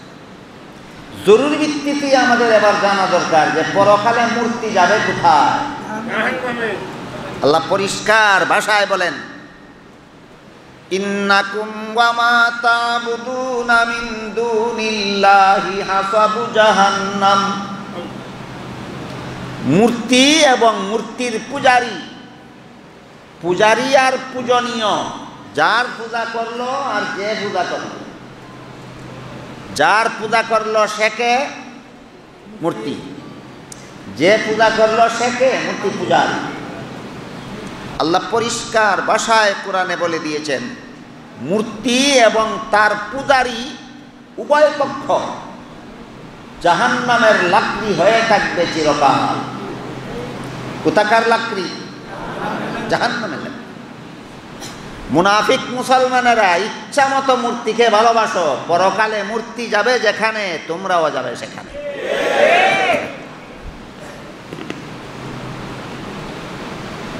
প্রশ্ন জাগতে পারে যে পূজারীরা পূজার অপরাধে জাহান্নামে গেল, মূর্তি কোন অপরাধে জাহান্নামে গেল? মূর্তিকে বলে দিয়েছিল আমার পূজা করো, কোন অপরাধে মূর্তি যাবে জাহান্নামে? গত বছর আমি এই প্রশ্নের বিস্তারিত জবাব আপনাদেরকে বলে দিয়েছি। পূজারীদেরকে জাহান্নামে দেওয়া হবে এদের শারীরিক শাস্তি দেওয়ার জন্য, আর মূর্তিগুলিকে জাহান্নামে দেওয়া হবে পূজারীদেরকে মানসিক শাস্তি দেওয়ার জন্য। তাফসীরের কিতাবে মানসিক শাস্তির ব্যাখ্যা লেখা আছে এভাবে, মূর্তি পূজারীরা জাহান্নামে গিয়ে যখন দেখবে মূর্তিরাও জাহান্নামে, তখন তাদের মানসিক শাস্তি হবে এভাবে, হায় হায়, যাকে পূজা করেছিলাম আমাকে জাহান্নাম থেকে রক্ষা করার জন্য, সে নিজেকেই রক্ষা করতে পারলো না, নিজেকেই রক্ষা করতে পারলো না। আর এই আক্ষেপ শারীরিক শাস্তি না মানসিক শাস্তি? মূর্তি পূজারীদেরকে মানসিক শাস্তি দেওয়ার জন্য মূর্তিদেরকেও জাহান্নামে দেওয়া হবে। পূজারীরাও চিরকাল জাহান্নামে থাকবে, মূর্তিরাও চিরকাল জাহান্নামে থাকবে। সুতরাং গরুর মূর্তি যারা বানাইয়া পূজা করে, পূজারীও থাকবে চিরকাল জাহান্নামে, গরুর মূর্তিও থাকবে চিরকাল। মূর্তিকে সাজা দেওয়ার জন্য না পূজারীকে মানসিক শাস্তি দেওয়া? পূজারীদেরকে মানসিক শাস্তি দেওয়া। কাজেই কোন মুসলমান মূর্তিকে ভালোবাসতে পারে না। আল্লাহ রাসূল পরিষ্কার বলে দিয়েছেন, দুনিয়াতে যাকে যে ভালোবাসবে পরকালে তার সাথে তার হাসর হবে। যাকে যে ভালোবাসবে তার সাথে তার। রাসূলের এই ঘোষণার থেকে আত্মরক্ষা করার জন্য আরেক শ্রেণীর মুসলমান আমাদের সমাজে আবির্ভাব হয়ে গেছে। এরা বলে আমরা মূর্তিকে ভালোবাসি না, ঘরটাকে সাজাবার জন্য মূর্তি দাঁড় করাইয়া রাখছি। মূর্তিকে ভালোবেসে ঘরে মূর্তি দাঁড় করিয়েছে না ঘর সাজাবার জন্য? আপনার ঘর যে জিনিস দিয়ে সাজাবেন সেটা আপনার গৃহীত জিনিস। কি বলেন? গৃহীত জিনিস দিয়ে কেউ ঘর সাজায় না পছন্দের জিনিস দিয়ে ঘর সাজায়? তাইলে তোমার যুক্তি এটা বসা যুক্তি। ঘর সাজাবার জন্য মূর্তি দাঁড় করাইছি, মূর্তিকে ভালোবাসি না, এটা একটা শয়তানি যুক্তি। মূর্তি তোমার ঘৃণা লাগে না পছন্দ লাগে আগে কও। যদি বলো মূর্তি পছন্দ লাগে তাহলে পরকালে মূর্তি যাবে যেখানে, তুমিও যাবে সেখানে। আর যদি বলো মূর্তি আমার ঘৃণা লাগে, ঘৃণার জিনিস দিয়া কোনো বেওকুফে ঘর সাজায়? বলুন কথা পরিষ্কার কিনা? ঘৃণার জিনিস দ্বারা ঘর সাজায় না পছন্দের জিনিস দ্বারা ঘর সাজায়? সুতরাং এই সমস্ত ফাঁকিবাজি কথা আল্লাহর দরবারে চলবে না। আল্লাহ বলবেন, যার সাথে তোমার ভালোবাসা ছিল, যা তোমার পছন্দের ছিল, তার সাথে জাহান্নামে যাও। কাজেই কোনো মুসলমান মূর্তিকে ভালোবাসতে পারে না, মূর্তি দিয়া ঘর সাজাতে। অন্তর দিয়া ভালোবাসে কিনা বাসে না সেটা অন্তরের ব্যাপার, আমরা কেউ জানি না। কিন্তু মূর্তি দিয়া যখন ঘর সাজায় তখন অন্তরের কথা কাজে কর্মে প্রকাশ পায়। মূর্তি দিয়া যখন ঘর সাজায় তখন অন্তরের কথা কাজে কর্মে। বাংলাদেশের একদল মুসলমান শুধু মূর্তি দিয়া নিজের ঘর সাজায়, না গোটা বাঙালিকেও সাজাতে চায়? মূর্তি দিয়া পারিবারিক পরিবেশ সাজায় না জাতীয় পরিবেশও সাজাতে চায়? মূর্তিকে অপছন্দ করার কারণে না পছন্দ করার কারণে?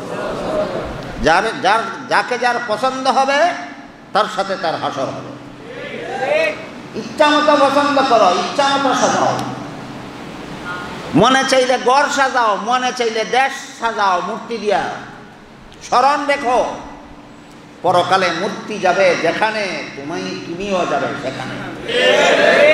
কারণ হাদিস শরীফে রাসূল পরিষ্কার ভাষায় বলেছেন, আল মারউ মা মান আহাব্বা, দুনিয়াতে যার সাথে যার ভালোবাসা, পরকালে তার সাথে তার হাসর হবে। কাজেই মুসলমান কোনো অবস্থাকেই মূর্তিকে বরণ করে নিতে পারে না। ঘর সাজাবার নামেও পারে না, পূজার নামেও পারে না, শুধু ব্যবসার নামে পারে। কাপড়ের ব্যবসা যারা করবে এরা কাপড়ের দোকানটা মূর্তি দিয়া সাজাতে পারবে, মূর্তিকে ঘৃণা করিয়া। কাপড়ের দোকানদার মূর্তিকে ঘৃণা করার কারণে মূর্তি দিয়া দোকান সাজায় না পছন্দ করিয়া? স্মরণ রাখো, যদি মূর্তিকে ঘৃণা করো এটা দিয়ে ঘর সাজাই যাবে না, আর যদি মূর্তিকে পছন্দ করো এলে একদলভুক্ত সবাই। কথা পরিষ্কার হলো? হাদিস শরীফে রাসূল করিম সাল্লাল্লাহু আলাইহি ওয়াসাল্লাম বলেন, হাদিস শরীফে উল্লেখ আছে, নাহা রাসূলুল্লাহ সাল্লাল্লাহু আলাইহি ওয়াসাল্লাম আনিত তাসাবির ওয়াত তামাসিল, যে সমস্ত মানুষ পশুর ছবি এমন সুস্পষ্ট যে ছবির নাক মুখ কান চোখ পরিষ্কারভাবে চেনা যায়, নিতান্ত ঠেকা বশত ছাড়া এমন ছবি তোলা, এমন ছবি ব্যবহার করা, এমন ছবি হেফাজত করা, এমন ছবি সযত্নে সংরক্ষণ করা হারাম। বিনা নিতান্ত ঠেকা বশত ছাড়া কোনো মানুষের ছবি, নিতান্ত ঠেকা বশত ছাড়া কোনো জীবজন্তুর ছবি তোলাও হারাম, ব্যবহার করাও হারাম, সংরক্ষণ করাও হারাম। রাসূলের এই ঘোষণাটা মিথ্যা। মুসলমানদের নবী মুহাম্মদুর রাসূলুল্লাহ মিথ্যা ঘোষণা দেন? বাকি রইল নিতান্ত ঠেকা বলতে আমরা কি বুঝতে পারি? একজন হাজী সাহেব হজে যাবেন, পাসপোর্টে ছবি না লাগাইলে সরকার হজ মক্কা পর্যন্ত যাইতে দেবে না, দেশের বাইরে যাইতে দেবে না। বলুন, হাজী সাহেবের ছবি পাসপোর্টে না লাগাইলে হজ করতে পারবে? এই লোকটা বিলাসিতার জন্য পাসপোর্টে ছবি লাগাইল, সাজাইবার জন্য না টাকা বসত? আর আমার ঘরে আমার বাবার ছবি লটকাইয়া রাখলাম, আমার ঘরে ময়ূরের ছবি লটকাইয়া রাখলাম, ঠেকা বসত না রঙ্গে রসে ছবি ছাপাইবে, রঙ্গে রসে ছবির ব্যবহার করবে, রঙ্গে রসে ছবি সযত্নে রাখবে। আল্লাহ রাসূল পরিষ্কার ভাষায় বলেছেন, হাসরের বিচারে জাহান্নামে যেতেই হবে। কোন ছবি? যে কোনো জিনিসের ছবি না, মাত্র দুইটা জন্তুর ছবি, মানুষ আর পশু।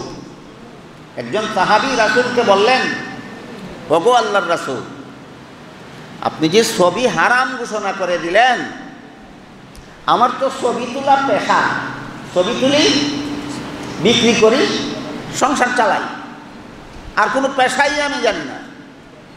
এখন ছবি তোলা হারাম হলে আমি রুজি রোজগার করবো কীভাবে, জীবনযাপন করবো কীভাবে?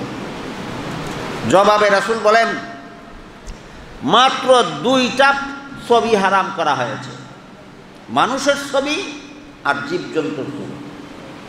আর আল্লাহর জগতের বাকি সব কিছুর ছবি হালাল।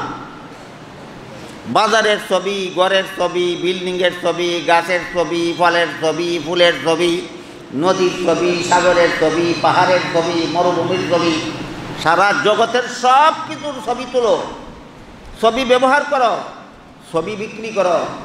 মানুষের ছবি ছাপা হারাম, হাইওয়ান, পশু হাইওয়ানের ছবি ছাপা হারাম। বলেন সমস্ত ছবি হারাম না মাত্র দুইটা ছবি হারাম? মাত্র দুইটা ছবি হারাম। তাও সর্বাবস্থায় না রঙ্গে রসে? হ্যাঁ, ঠেকা বসত এইটাও হারাম নয়। হাজি লোকের পাসপোর্টে ছবি লাগাতেই হয় বিলাসিতার জন্য না ঠেকা বসত? কাজে কে ঠেকা বসত ছবি তুলে আর কে রঙ্গে ছবি তুলে, এটা তো ব্যাপারটা পরিষ্কার। পার্থক্য পরিষ্কার কিনা? পার্থক্য পরিষ্কার। হাদিসে উল্লেখ আছে, নাহা রাসূলুল্লাহ সাল্লাল্লাহু আলাইহি ওয়াসাল্লাম আনিত তামাসিল ওয়াত তাসাবি। ছবির ব্যবহারও আল্লাহ রসুল নিষেধ করেছেন। ভাস্কর্য বলা হয় বাংলায়, ভাস্কর্যকে রাসূল হারাম ঘোষণা করেছেন। এই ভাস্কর্য শব্দটা বাংলার একটা কঠিন শব্দ। সহজ শব্দ হইল মূর্তি। ভাস্কর্য একটা বাংলা ভাষায় একটা কঠিন শব্দ, বাংলার এর সহজ প্রতিশব্দ কি? মূর্তি। কালি দিয়া আকৃতি অঙ্কন করাকে ছবি বলা হয়, আর বস্তু দিয়া আকৃতি বানানোকে মূর্তি বলা হয়। কালি দিয়া, কলমের কালি দিয়া, তুলির কালি দিয়া মূর্তি বানায় না ছবি আঁকে? মাটি, পাথর, কাঠ, সোনা, রূপা, পিতল দিয়া ছবি আঁকে না মূর্তি বানায়? দুটোটাকেই রাসূল হাদিসে হারাম ঘোষণা করেছেন। ছবি হারাম, মূর্তি হারাম। ছবি হারাম, মূর্তি হারাম, বানানোই হারাম। আর পূজা করা শুধু হারাম না শিরিক? ছবির পূজা করলে সেটাও শিরিক, মূর্তির পূজা করলে সেটাও শিরিক।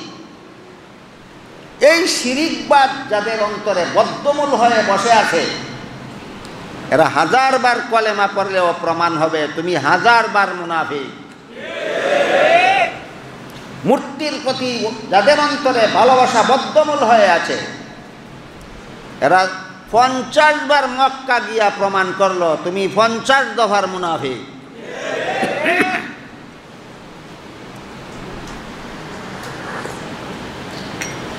এই মূর্তি পূজার প্রতি আকর্ষণ বিদ্যমান ছিল আমাদের আলোচিত কার অন্তরে? সামিরীরা।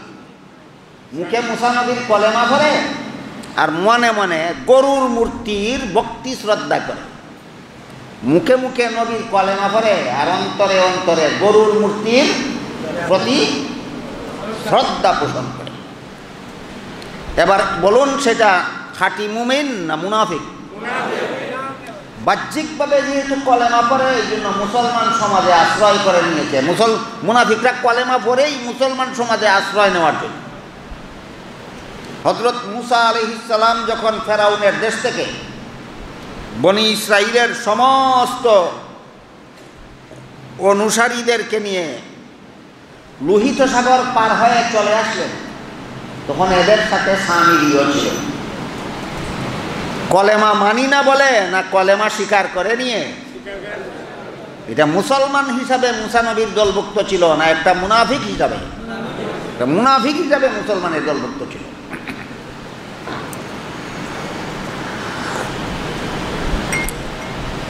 আরেক হাদিসে উল্লেখ আছে, যে যে আকৃতির ছবি আঁকবে, যে যে আকৃতির মূর্তি বানাইবে, সেই আকৃতির ফিরিস্তা তাকে আযাব দেওয়ার জন্য অপেক্ষা করে। বেশি দিন বাকি নয়, কিছুদিন পরেই তুমি যখন কবরে ঢুকবে, তোমার জন্য তোমার অঙ্কিত মূর্তির আকৃতিতে ফিরিস্তা অপেক্ষমান আছে তোমাকে ধরার জন্য। বিলাসিতা করে যে আকৃতির ছবি আঁকবে, অন্তরে ভালোবাসা থাকার কারণে যে আকৃতির মূর্তি ব্যবহার করবে, আযাবের ফিরিস্তার সেই আকৃতি হবে। বলুন, ছবি অঙ্কনকারী আর মূর্তি প্রস্তুতকারীদেরকে আযাব দেওয়ার ফেরেশতার আকৃতিটা কেমন হবে? তার অঙ্কিত ছবির মতো, তার বানানো মূর্তির মতো। গরুর মূর্তি যে বানাইবে, গরুর আকৃতি ধারণ করে ফেরেশতারা তাকে কবরে আযাব দেবে। পুরুষের মূর্তি যারা বানাবে, সেই পুরুষের আকৃতি ধারণ করে ফেরেশতা তাকে কবরে আযাব দেবে।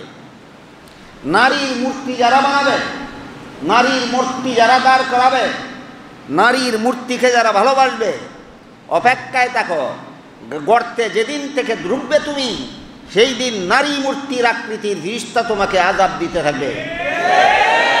যতদিন পর্যন্ত মূর্তি দাঁড় করিয়েছিলে ততদিন নয়, শত শত হাজার হাজার বৎসর তোমার কবরে তোমার ব্যবহৃত মূর্তির আকৃতি ধারণ করে ফেরেশতা তোমাকে কবরে আযাব দেবে। এই কথাটা রাসূল মিথ্যা বলেছেন না সত্য?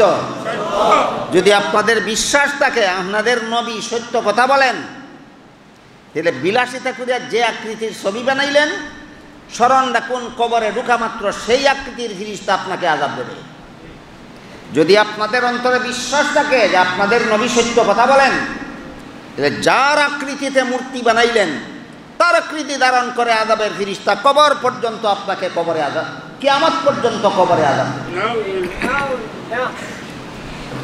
দুনিয়ার জীবন কত দিনের আর কবরের জীবন কত দিনের? বর্তমান দুনিয়ার মানুষের জীবন 500 বৎসরের, না বেশির থেকে বেশি 100 বৎসরের। কবরেও 100 বছর থাকতে হবে।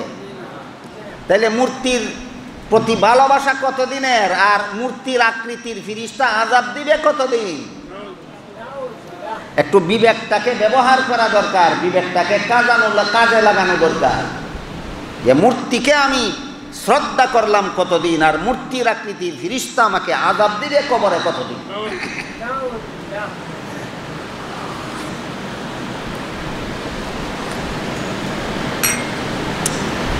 এবার বলুন, সামিরি হযরত মুসা আলাইহিস সালামের সাথে ফেরাউনের দেশ মিশর থেকে লোহিত সাগর পার হয়ে চলে আসলো কোন পরিচয়ে? মুসলমান পরিচয়। আসলে এই মুসলমান না মুনাফিক? নবীর ভালোবাসা, আল্লাহর ভালোবাসা তার অন্তরে বিদ্যমান না তার পূর্বপুরুষদের পূজনীয় গরু এবং গরুর মূর্তি তার অন্তরে, এর প্রতি ভালোবাসা বিদ্যমান। আল্লাহর ভালোবাসা তার অন্তরে বিদ্যমান নয়, নবীর ভালোবাসা তার অন্তরে বিদ্যমান নয়। আল্লাহ পাক রব্বুল আলামিন পবিত্র কোরআনের এক আয়াতে বলেন, ওয়া মিনান নাসি মান ইয়াত্তাখিযু মিন দুনিল্লাহি আনদাদান ইউহিব্বুনাহুম কাহুব্বিল্লাহ ওয়াল্লাযীনা আমানু আশাদ্দু হুব্বাল লিল্লাহ ওয়ালাউ ইয়ারাল্লাযীনা যালামু ইয ইয়ারাউনাল আযাবা আন্নাল কুওয়াতা লিল্লাহি জামিআন ওয়া আন্নাল্লাহা শাদীদুল আযাব إذ تبرأ الذين اتبعوا من الذين اتبعوا ورأوا العذاب وتقطعت بهم الأسباب وقال الذين اتبعوا لو أن لنا كرة فنتبرأ منهم كما تبرأوا منا كذلك يريهم الله أعمالهم حسرات عليهم وما هم بخارجين من النار। এই দীর্ঘ আয়াতে আল্লাহ বলেন, একদল মানুষ আছে যারা যেই ভালোবাসা আল্লাহকে দেওয়ার কথা ছিল, সেই ভালোবাসা অন্য কিছুকে দেয়। আল্লাহর ভালোবাসার কারণে আল্লাহর ইবাদত করার কথা ছিল, বিবেকসম্মতভাবে ইবাদত আল্লাহর করে না, মাথা আল্লাহর সামনে নত করে না, মাথা দেবতার সামনে নত করে। আল্লাহকে বেশি ভালোবাসে না অন্য কিছুকে বেশি ভালোবাসে? এটার নাম শিরিকবাদ। শিরিকবাদে যারা লিপ্ত এরা অধিকাংশরাই নিজেদের বিবেক মতে শিরিকবাদে লিপ্ত হয় না, একদল উস্কানিদাতার উস্কানিতে শিরিকবাদে লিপ্ত হয়। যারা উস্কানি দিয়া একদল মানুষকে শিরিকবাদে লিপ্ত করায়, যাদেরকে শিরিকবাদে লিপ্ত করাইছিল একদল মানুষ উস্কানি দিয়া, হাসরের মাঠে আল্লাহ বলবেন, যাদের উস্কানিতে তুমি আমার সাথে দেবতাকে শরীকদার সাব্যস্ত করেছিলে, যাদের উস্কানিতে তোমার অন্তরে দেবতার ভালোবাসা বিদ্যমান বদ্ধমূল করেছিলে, জাহান্নাম থেকে নাজাতের জন্য তাদের কাছে যাও। একদল আল্লাহর সাথে শরীকদার সাব্যস্ত করলো, আর একদলে এই কাজের জন্য উস্কানি দিল। যারা শিরিক সাব্যস্ত করলো এদেরকে আল্লাহ বলবেন, যারা তোমাদেরকে উস্কানি দিয়েছিল তাদের কাছে যাও, আমার কাছে তোমাদের নাজাতের ব্যবস্থা নাই।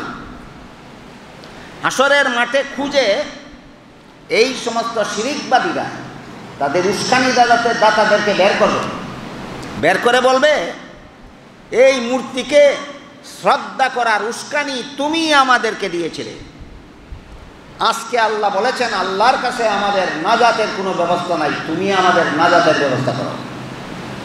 উস্কানিদাতা দেখবে নিজেরই জান বাঁচাবার উপায় নাই, যাদেরকে উস্কানি দিয়েছিল তাদেরকে বাঁচাবে কীভাবে? তখন উস্কানিদাতা হাসরের মাঠে যাদেরকে উস্কানি দিয়েছিল তাদেরকে বলবে, আমি তোমাদেরকে উস্কানি দেই নাই। আসলেই উস্কানি দেয় নাই না দিয়েছিল? দেয় নাই বলে কেন? ঠেকছে, ঠেকার কারণে। তখন যারা এদের উস্কানিতে শিরিকবাদে লিপ্ত হয়েছিল তারা আল্লাহর কাছে প্রস্তাব করবে, হে আল্লাহ, এই বাটপারদেরকে আর আমাদেরকে আবার একটা নয়া দুনিয়াতে পাঠাও। কেন?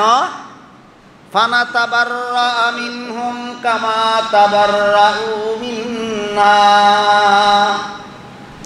আমাদের সাথে যেই প্রতারণাটা করলো আজকে হাসরের মাঠে, নতুন দুনিয়াতে গিয়ে আমরা তাদের সাথে আবার সেই প্রতারণাটা করতে চাই। আবার যখন আমাদেরকে উস্কানি দিবে শিরিকবাদে লিপ্ত হওয়ার জন্য, সেই দিন আজকে যে আমার সাথে প্রতারণাটা করলো এর বিচারটা করে দেব। আল্লাহ পাক রব্বুল আলামিন এদের প্রস্তাবের জবাবে বলবেন, কাযালিকা ইউরিহিমুল্লাহু আমালাহুম হাসারাতিন আলাইহিম ওয়া মা হুম বিখারিজিনা মিনান নার। যাদের উস্কানিতে অন্য কিছুকে আমার শরীকদার সাব্যস্ত করেছিল, তারা আর তোমরা একসাথে চিরকালের জন্য জাহান্নামে প্রবেশ করো। তোমাদের জাহান্নামে প্রবেশ করার দরজা আছে, জাহান্নাম থেকে বের হওয়ার দরজা নাই। আমি আল্লাহ যেমন চিরকাল থাকব, পূজারী আর পূজনীয় আর পূজার পথে উস্কানিদাতারাও চিরকাল জাহান্নামে থাকবে। খুব মামুলি ব্যাপার, অত্যন্ত কঠিন ব্যাপার। হেলায় খেলায় বরণ করে নেওয়া দরকার না, অত্যন্ত সতর্ক থাকা দরকার, অত্যন্ত সতর্ক থাকা দরকার।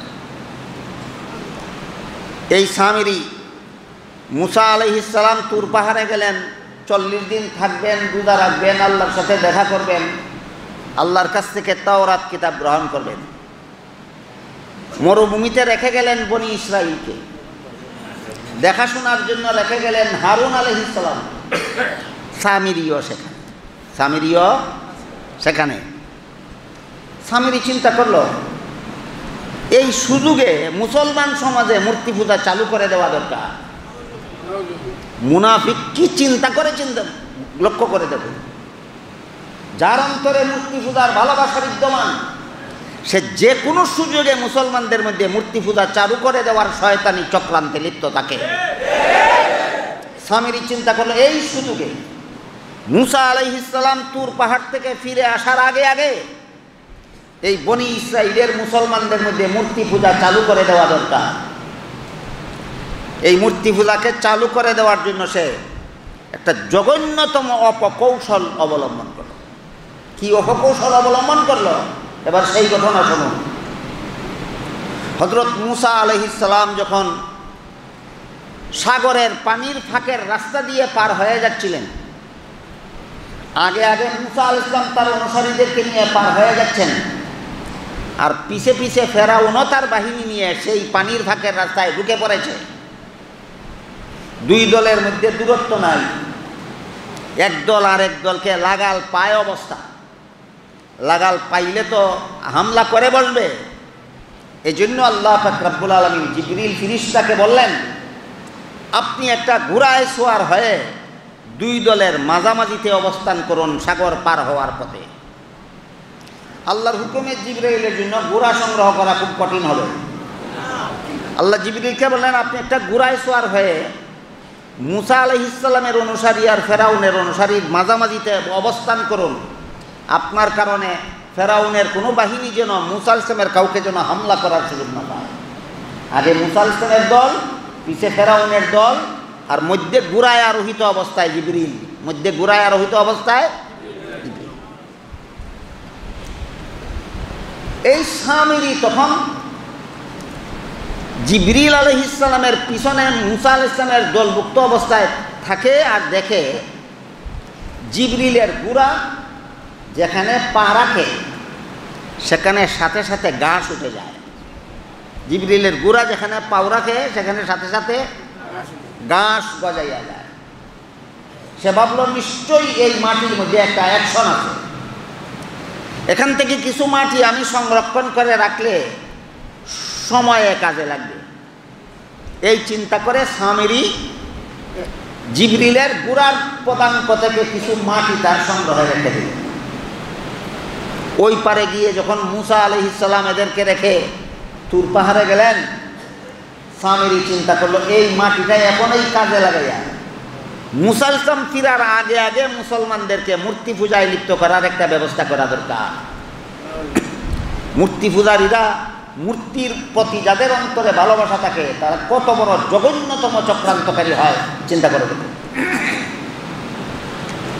এদিকে বনি ইসরাইল মিশর থেকে বিদায় হওয়ার সময় বনি ইসরাইলের অনেক মেয়ে লোকদের কাছে মিশরবাসী নারীদের কিছু জেওয়ার জাতি রয়ে গিয়েছিল, বিভিন্ন অনুষ্ঠানে ব্যবহার করার জন্য তারা দাঁড় করে এনেছিল। বনি ইসরাইলের কিছু মেয়ে লোকেরা মিশরবাসী কিছু মেয়ে লোকদের কাছে দাঁড় করে কিছু জেওয়ার গয়নাপত্র গ্রহণ করেছিল তাদের ধর্মীয় অনুষ্ঠানে যোগদানের জন্য। বিদায় হওয়ার সময় এতটুকু সুযোগ তারা পায়নি, দাঁড় করা জেওয়ারগুলি ফেরত দেওয়ার মতো সুযোগ তারা পায়নি। এজন্য দেশান্তর হয়ে যাওয়ার সময় ওই মিশরবাসী মহিলাদের কাছ থেকে দাঁড় করা জেওয়ারগুলি বনি ইসরাইলের মহিলাদের কাছে রয়ে গেছিল। এমত অবস্থায় হযরত হারুন আলাইহিস সালাম একদিন তাদেরকে বললেন যে তোমরা মিশরবাসী মহিলাদের কাছ থেকে দাঁড় করে এনেছিলে যে সমস্ত গয়নাপত্র, এইগুলি তোমাদের জন্য আর ব্যবহার করা জায়েজ হবে না। তোমরা এগুলি একত্র করো, আমি সেগুলিকে আগুন দিয়ে পুড়িয়ে দেব। সমস্ত বনি ইসরাইলের মহিলাদের যাদের কাছেই মিশরবাসী মহিলাদের যত গয়নাপত্র ছিল সব একত্রে জমা করলো, দিয়ে দিল। হারুন ইসলাম সেগুলি আগুন দিয়ে জ্বালিয়ে দিলেন। সোনা রূপার জেওয়ার আগুন দিয়ে জ্বালিয়ে দিলে সে বিগলিত হয়ে যায়। সবগুলি সোনা রূপার জেওয়ার আগুনের দ্বারা পুড়ে বিগলিত হয়ে একটা চাকা হয়ে গেল। এমত অবস্থায় সামিরি মুষ্টিবদ্ধ একটা জিনিস নিয়ে সেখানে দাঁড়িয়ে আছে। হারুন ইসলাম বললেন, তোমার মুষ্টিতে কি আছে তাও এখানে দাও। হারুন ইসলাম ভাবলেন তার মুষ্টিতেও হয়তো কিছু জেওয়ার এমন আছে, এই জন্য তিনি বললেন যে তোমার মুষ্টিতে কি আছে তাও এখানে দাও। বলতে পারে না তারা এ সময় সামিরির মুষ্টিতে কি ছিল? ওই জিবরিলের ঘোড়ার পায়ের দাগের মতো। সামিরি বলল, হ্যাঁ আমি অবশ্যই আপনার হুকুম পালন করব, আমার মুষ্টিতে যা আছে তাও আমি এখানে দিয়ে দেব, কিন্তু এর আগে আমি আপনার কাছে অনুনয় বিনয় করে বলছি, একটা আবদার করতে চাই। নবীর কাছে একজন উম্মতে একটা আবদার করতে চায়। নবী সরল মানে বললেন, বলো কি আবদার করতে চাও? বলল, আপনি দোয়া করুন আমি এটা দিয়ে দিলে পরে আমার মনে একটা বাসনা আছে সেটা যেন আল্লাহ পূরণ করে দেয়। আমি এটা দিয়ে দিলে পরে আমার মনের একটা বাসনা আছে, একটা কামনা আছে, আমার মনের বাসনা যেন আল্লাহ পূরণ করে দেয়। নবী সরল মানে বিশ্বাস করলেন যে একজন মুসলমানের অন্তরে তো আল্লাহর কাছে কোনো কামনা বাসনা থাকলে ভালো কাজের কামনা বাসনাই থাকবে। এই সরল বিশ্বাসে মুসা আলাইহিস সালাম ওয়াদা করলেন, হ্যাঁ ঠিক আছে, আমি আল্লাহর কাছে দোয়া করছি, আল্লাহ যেন তোমার মনের বাসনা পূর্ণ করে দেন। সাথে সাথে সামিরি তার মুষ্টির মাটিগুলিও সেখানে দিয়ে দিল। গলন্ত সোনা রূপার চাকার সাথে মাটিগুলি মিশে গেল। সাথে সাথে সামিরি বলল, এই মাটি মিশ্রিত সোনা রূপার এই চাকাটা যেন একটা গরুর বাচ্চার মূর্তি হয়ে যায়। কি হয়ে যায়? একটা গরুর বাচ্চার মূর্তি হয়ে যায়। এই গরুর বাচ্চাকে বাংলা ভাষায় বাসুর বলা হয়। বাসুর, একটা বাসুর যেন হয়ে যায়। দোয়া তো আগেই মঞ্জুর করে হয়েছে, আর দিয়া এখন কয় বাসনা আমার এটাই। এই জন্য এইভাবে নবীকে দুঃখা দিয়া নবীর দ্বারা দোয়া করাইয়া এই মূর্তি সে বানাইয়া দিল। এই বাসুরের মুখ থেকে পিছনের রাস্তা পর্যন্ত একটা সুড়ঙ্গ পথ ছিল।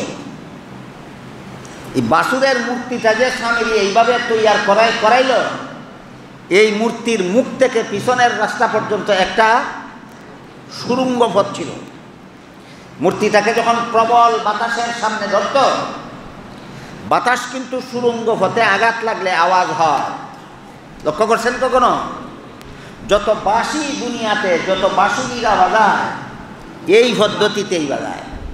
একটা সরু একটা পথ থাকে, এই পথে যখন প্রবল বেগে বাতাসে আঘাত করে তখন ওই বাঁশি বাজে। যে কোনো বাঁশি বাজাবার সময় আপনারা লক্ষ্য করবেন, একটা চিকন পথের মধ্যে বাতাসের বেগে এই বাজনার সৃষ্টি হয়। ওই বাসুরের মূর্তির মুখ থেকে পিছনের রাস্তা পর্যন্ত যে একটা সুড়ঙ্গ পথ ছিল, এটার মধ্যে প্রবল বাতাস যখন লাগে তখন আশ্চর্য ধরনের একটা আওয়াজ বের হয়। আশ্চর্য ধরনের একটা আওয়াজ বের হয়। তখন সামিরি বনি ইসরাইলের সবাইকে বলতে লাগলো, আচ্ছা তোমরা কি জানো না আমাদের মুসা নবী তুর পাহাড়ে গেছিলেন 30 দিনের জন্য? হ্যাঁ জানি তো। কি জন্য গেছিলেন জানো? জানি তো। কি জন্য গেছিলেন? আল্লাহর সাথে সাক্ষাৎ করার জন্য। 30 দিনের মধ্যে তিনি আল্লাহর সাথে সাক্ষাৎ করে ফিরে আসবেন কথা। 30 দিন পার হয়ে গেল কবে, এখনো তিনি ফিরে আসছেন না কেন সেটা তো তোমরা কেউ জানো না। তারা বলে হ্যাঁ সেটা আমরা জানি না। কয় আসল ঘটনা হলো মুসা নবী তুর পাহাড়ে গেছেন আল্লাহর সাথে সাক্ষাতের জন্য, আর আল্লাহ চলে এসেছেন এখানে। এইটার ভিতরে আল্লাহ আছেন। আল্লাহ না থাকলে আওয়াজ হয় কিভাবে? এই যে মূর্তির ভিতরে সৃষ্টিকর্তা আছেন, এই ধর্ম বিশ্বাসকেই অবতারবাদ বলা হয়। মূর্তির ভিতরে আল্লাহ অবতরণ করেন। যার ভিতরে আল্লাহ অবতরণ করেন তাকে সৃষ্টিকর্তার অবতার বলে। মূর্তি পূজারীরা কি বলে? অবতার। এটার ভিতরে আল্লাহ অবতরণ করেছেন। মুসা নবী আল্লাহকে খুঁজ করতে গেছেন তুর পাহাড়ে, আল্লাহ তো সেখানে নেই, আল্লাহ তো এসে গেছেন এখানে। এখানে এসে আল্লাহ তো এই বাসুরের মূর্তির ভিতরে ঢুকে পড়েছেন। আল্লাহ যদি মূর্তির ভিতরে ঢুকতেন না, এই মূর্তির থেকে আওয়াজ বের হতো না। এই স্থূল যুক্তি সাধারণ মুসলমানদের অনেকেরই মনোভূত হলো। তখন সামিরি তাদেরকে বলতে লাগলো, সত্যই যদি তোমরা আল্লাহর ইবাদত করতে চাও, আল্লাহ যেখানে আছেন সেখানে সেজদা দাও। আগে বুঝাইলো আল্লাহ কোথায় আছেন, তুর পাহাড়ে আছেন না বাসুরের ভিতরে আছেন? আগে বুঝাইলো আল্লাহ তুর পাহাড়ে নাই, আল্লাহ এসে গেছেন এখানে এবং বাসুরের ভিতরে ঢুকে পড়েছেন। কাজেই বাসুরের ভিতরে আল্লাহ আছেন। এখন যদি আল্লাহকে সেজদা দিতে চাও, এই বাসুরকেই সেজদা দাও, সেই আল্লাহকে সেজদা দাও। এই যুক্তি দিয়া সামিরি নামের মুনাফিক মুসা আলাইহিস সালামের মুসলমান উম্মতের মধ্যে মূর্তি পূজা চালু করে দিল। কাজেই একদল মুনাফিক মুসলমান সমাজকে চক্রান্তের মাধ্যমে, চালাকির মাধ্যমে, বাটপাড়ির মাধ্যমে মুসলমান সমাজকে মূর্তি পূজায় লিপ্ত করে দেবে। এটা আজকের নূতন ইতিহাস নয়। কোনো মুনাফিক অপকৌশলের মাধ্যমে মূর্তি নির্মাণ করবে, কোনো মুনাফিক অপকৌশলের মাধ্যমে মুসলমান সমাজে মূর্তি চালু করে দেবে, কোনো মুনাফিক অপকৌশলের মাধ্যমে মুসলমানের অন্তরে মূর্তির প্রতি ভালোবাসা সৃষ্টি করে দেবে, এটা আজকের নূতন ইতিহাস নয়। যে এই ইতিহাসের গোড়াপত্তন করেছিল সেই মুনাফিক সামিরি। পরবর্তীকালে এমন মুনাফিকি যারাই করবে তারা সবাই সেই সামিরির উত্তরসূরি বলে সাব্যস্ত হবে। সামিরির এই চক্রান্তে পড়ে বনি ইসরাইলের মুসলমানেরা 3 দলে বিভক্ত হইল। কত দলে? এক দল গরু পূজায় লিপ্ত হয়ে গেল, বাছুর পূজায় লিপ্ত হয়ে গেল। আরেক দলে বাধা প্রদান করল, আরেক দল বুবা শয়তান। কত দল হইল? এক দল বাছুর পূজা শুরু করে দিল সামিরির কথায়, আরেক দল বাধা দিতে লাগলো, আরেক দল বুবা শয়তান। কত দল হইল? বুবা শয়তান কারা? হাদিসে উল্লেখ আছে, আস-সাকিতু আনিল হক্কি শায়তানুন আখরাস। যথা সময়ে যারা সত্য কথাটা বলে না, চুপ থাকে, এরা বুবা শয়তান। সময় মতো যারা সত্য কথাটা বলে না, এরা বুবা শয়তান। এক দলে পূজা শুরু করলো, এক দলে বাধা দিল, আরেক দল পূজাও করে না, বাধাও দেয় না। বলতে পারেন তৃতীয় দলটার নাম কি?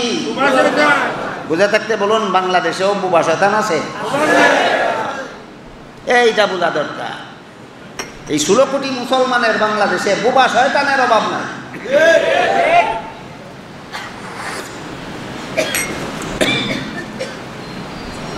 আল্লাহ পাক রব্বুল আলামিন সেদিকে এই ঘটনা দেখেননি।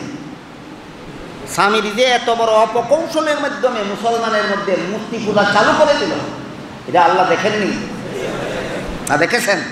দেখেছেন। আল্লাহ এই ঘটনা দেখে মুসা ইসলামকে বললেন, মুসা, আপনাকে আস্তে ধীরে আসতে বলেছিলাম, আপনি এত তাড়াহুড়া করে আসলেন কেন? আপনাকে বলেছিলাম আপনি স্বস্তিরে তুর পাহাড়ে আসুন, আপনি এত তাড়াহুড়া করে চলে আসলেন কেন? যাকে যিনি ভালোবাসেন তার সাথে দেরিতে সাক্ষাৎ হলেই ভালো, যত তাড়াতাড়ি হয় ততই ভালো। বললেন, আল্লাহ আপনি আপনাকে আমি ভালোবাসি, ভালোবাসার পাত্রের সাথে তার তাড়াতাড়ি সাক্ষাৎ করা যায় ততই ভালো, এই জন্য আমি তাড়াহুড়া করে চলে এসেছি। আল্লাহ বললেন, ঠিক আছে, আমার মহব্বতে, আমার ভালোবাসায় আপনি তাড়াহুড়া করে চলে এসেছেন, ভালো কথা, কিন্তু আপনার উম্মতের খবর কি জানেন? মুসা নবী বললেন, জানি না। বলে, সামিরি এই ঘটনা ঘটাইছে, আপনার অনুপস্থিতির সামিরি আপনার মুসলমান উম্মতের মধ্যে মূর্তি পূজা চালু করে দিয়েছে। হযরত মুসা আলাইহিস সালাম তাড়াহুড়া করে 40 দিনের মেয়াদ পূর্ণ করে আল্লাহর বিধিবিধান গ্রহণ করে তুর পাহাড় থেকে চলে আসলেন সেই মরুভূমিতে। এসে দেখলেন একদল মুসলমানের বাছুরের মূর্তি পূজা করে, এদেরকে মুসলমান বানিয়ে রেখে গেছিলেন। এসে দেখেন কি, একদল মুসলমানের বাছুরের মূর্তির পূজা করে। আমাদের বাংলাদেশেরও একদল মুসলমান মূর্তির পূজা করে। এদের কথা আমি গত বছর সবিস্তারে বলেছি আপনাদেরকে, বাংলাদেশের মুসলমানের কোন দলটা মূর্তির পূজা করে। আবারও আপনাদেরকে স্মরণ করিয়ে দিচ্ছি, বাংলাদেশের মুসলমানের কোন দলটা মূর্তির পূজা করে। এরা ব্যানারে লেখে, ঈদুল আজহা ও দুর্গা পূজায় শুভেচ্ছা, লেখে কিনা? ঈদুল আজহায় শুভেচ্ছা, দুর্গা পূজায়, ঈদুল আজহায় শুভেচ্ছা দিয়া আল্লাহকে খুশি করে, আর দুর্গা পূজায় শুভেচ্ছা দিয়া শয়তানরে খুশি রাখে। খুদা भी खुश रहे, শয়তান भी বেজার না হোক। আল্লাহও খুশি থাকুক, শয়তানও যেন অসন্তুষ্ট না হয়। বলুন, সত্যই যদি আপনারা মুসলমান হয়ে থাকেন, আল্লাহরে খুশি রেখেও কি শয়তানকে খুশি রাখা যায়? শয়তানকে খুশি রেখেও কি আল্লাহকে খুশি রাখা যায়? ঈদুল আজহায় শুভেচ্ছা দিয়েও কি দুর্গা পূজায় শুভেচ্ছা দেওয়া যায়? দুর্গা পূজায় শুভেচ্ছা দিয়েও কি ঈদুল আজহায় শুভেচ্ছা দেওয়া যায়? এরাই বাংলাদেশের মুসলমান মূর্তি পূজারী। এরাই বাংলাদেশের কি মূর্তি পূজারী? মুসলমান মূর্তি পূজারী। আর একজন মুসলমান মূর্তি পূজারী বাংলাদেশের ব্যানারে লিখেছে, শারদীয় ঈদুল আজহায় শুভেচ্ছা। শারদীয় কি? তুমি বুঝে শুনে লিখেছ না না বুঝে লিখেছ? যদি না বুঝে লিখে থাকো তাহলে তুমি একটা গণ্ড মূর্খ, তুমি শারদীয় শব্দের অর্থ জানো না। তুমি যে শব্দের অর্থ জানো না সেই শব্দ ব্যবহার করো কেন? না গালে না ভাবা অঙ্গখানি চুলকাতে যাও কেন? শারদীয় শব্দের অর্থ হইল শরৎকালীন। শারদীয় শব্দের অর্থ হইল শরৎকালীন। শরৎকালে যে যে দেবতার পূজা হয় এই দেবতার নাম দুর্গা। শরৎকালে যে দেবীর পূজা হয় এই দেবীর নাম দুর্গা। তাহলে শারদীয় দুর্গা কি? শরৎকালীন পূজনীয় মূর্তি। শারদীয় দুর্গা বলতে শরৎকালীন পূজনীয় মূর্তি। বুঝে থাকতে বলুন, শারদীয় শব্দের সাথে ঈদুল আজহার সম্পর্ক না দুর্গার সম্পর্ক? এই মুসলমানে এবাদতে আর পূজায় কেমন একটা জগা খিচুড়ি বানাইছে। এই দিক দিয়া বলে ঈদুল আজহা, ওদিক দিয়া বলে শারদীয়। শারদীয় শব্দের সম্পর্ক ঈদুল আজহার সাথে নয়, শারদীয় শব্দের সম্পর্ক দুর্গার সাথে। এ শারদীয় শব্দকে ঈদুল আজহার সাথে জুড়ে দিয়ে ইসলাম ধর্ম আর দুর্গা পূজার ধর্মকে নিয়ে জগা খিচুড়ি পাকিয়ে সামিরির ভূমিকায় লিপ্ত হয়েছে।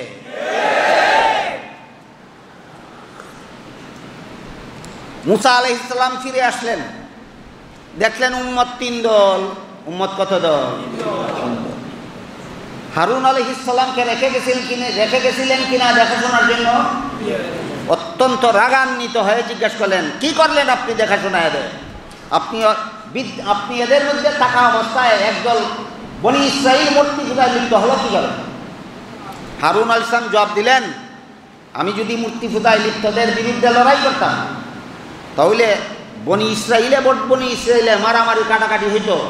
তুমি আমাকে বলতে যে আমার অবর্তমানে আমার উম্মতের মধ্যে লড়াই বাগালে কেন? এই দোষারোপ থেকে বাঁচার জন্য আমি তোমার অপেক্ষায় বসেছিলাম। মুসা আলাইহিস সালাম হারুন আলাইহিস সালামের কাছে কৈফিয়ত চাইলেন। হারুন ইসলাম কোনো কৈফিয়ত দিতে পারলেন না, গ্রহণযোগ্য কৈফিয়ত দিলেন।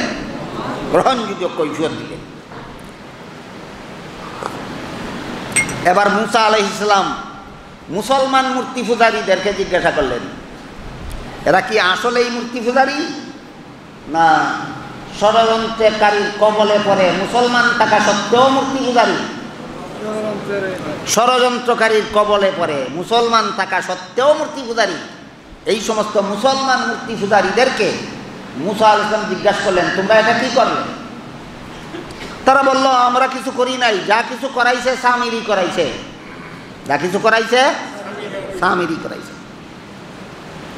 দুনিয়াতে যেমন ভাবে নিজের দোষ উস্কানিদাতার গায়ে চাপাতে চায়, হাসরের মাঠেও এই মুশরিকরা পূজারীরা নিজেদের দোষ নেতাদের গায়ে চাপাতে চাইবে। এই মর্মে আল্লাহ পাক রব্বুল আলামিন কোরআনে বলেন, قالوا ربنا أطعنا سادتنا وكبراءنا فأضلونا السبيل إنا أطعنا سادتنا وكبراءنا فأضلونا السبيل ربنا آتهم ضعفين من العذاب والعنهم لعنا كبيرا। যাদের উস্কানিতে গায়রুল্লাহ পূজা করেছিল, আল্লাহ ছাড়া অন্য কিছুর পূজা করেছিল, আল্লাহ হাসরের মাঠে এদের কাছে যখন কৈফিয়ত চাইবেন, এরা বলবে আমাদের কোনো দোষ নাই, এই নেতারা উস্কানি দিয়ে আমাদেরকে এই কাজ করেছিল, এদেরকে ধরো। নেতাদের গায়ে দায় দায়িত্ব চাপিয়েই জাহান্নাম থেকে রক্ষা পাবে না উস্কানি দাতা এবং পূজারী উভয় দল জাহান্নামে যাবে।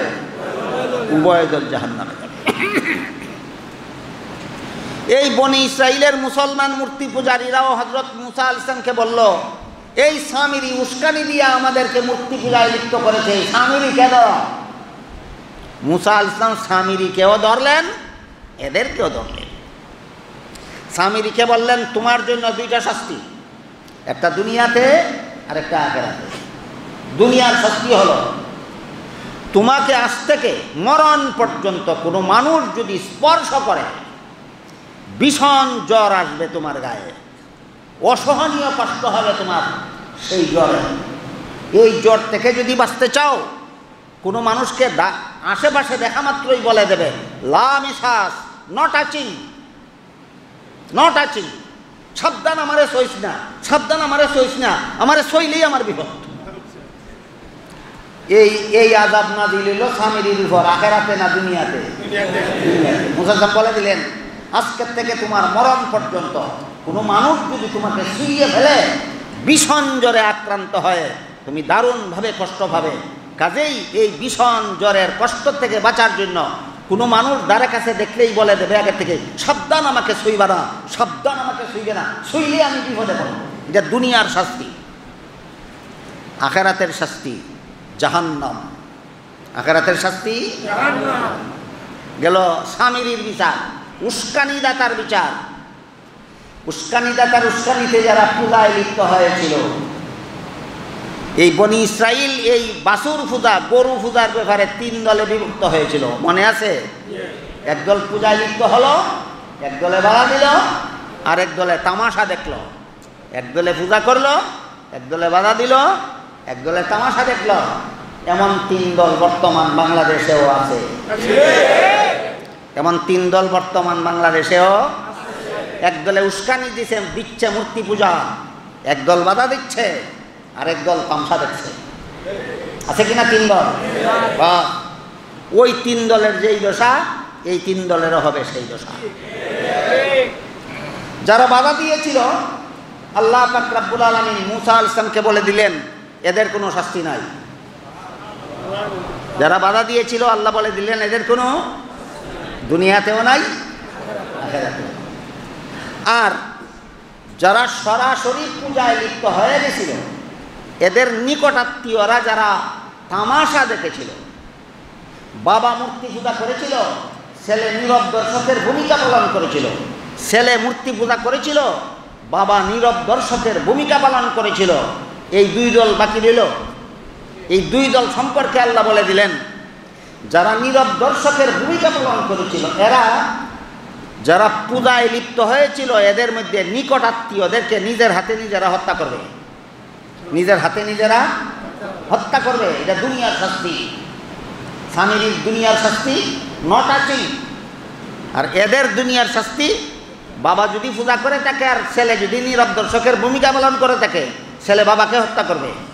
ছেলে যদি পূজা করে থাকে, বাবা যদি নীরব দর্শকের ভূমিকা পালন করে থাকে, তাহলে বাবা ছেলেকে হত্যা করবে। এই বিধান হযরত মূসা আলাইহিস সালামকে আল্লাহ বলে দিলেন। সকালবেলা থেকে এই হত্যাকাণ্ড শুরু হইল। যদি এই আল্লাহর এই হুকুম পালন করো, তাহলে পরকালের জাহান্নাম থেকে তোমরা বাঁচতে পারবে। যারা পূজা করেছিল তাদেরকেও রেহাই দেওয়া হবে, যারা তামাশা দেখেছিল তাদেরকেও রেহাই দেওয়া হবে। আরম্ভ হইল ছেলে বাবাকে হত্যা করার কাণ্ড, বাবা ছেলেকে হত্যা করার কাণ্ড শুরু হইল। মামা বাগিনাকে হত্যা করতেছে, বাগিনা মামাকে হত্যা করতেছে। ধরে ধরে আসামিদেরকে আনা হয়, বাবার হাতে সঁপে দেওয়া হয়, এক্ষুনি হত্যা করো। হত্যা করলো। বাবাকে ধরে ধরে আনা হয়, ছেলের হাতে সুবর্দ করা হয়, এক্ষুনি হত্যা করো। হত্যা করতে লাগলো। চাচাকে ধরে আনা হয়, বাতিজার সামনে সুবর্দ করা হয়, এক্ষুনি হত্যা করো। হত্যা করতে লাগলো।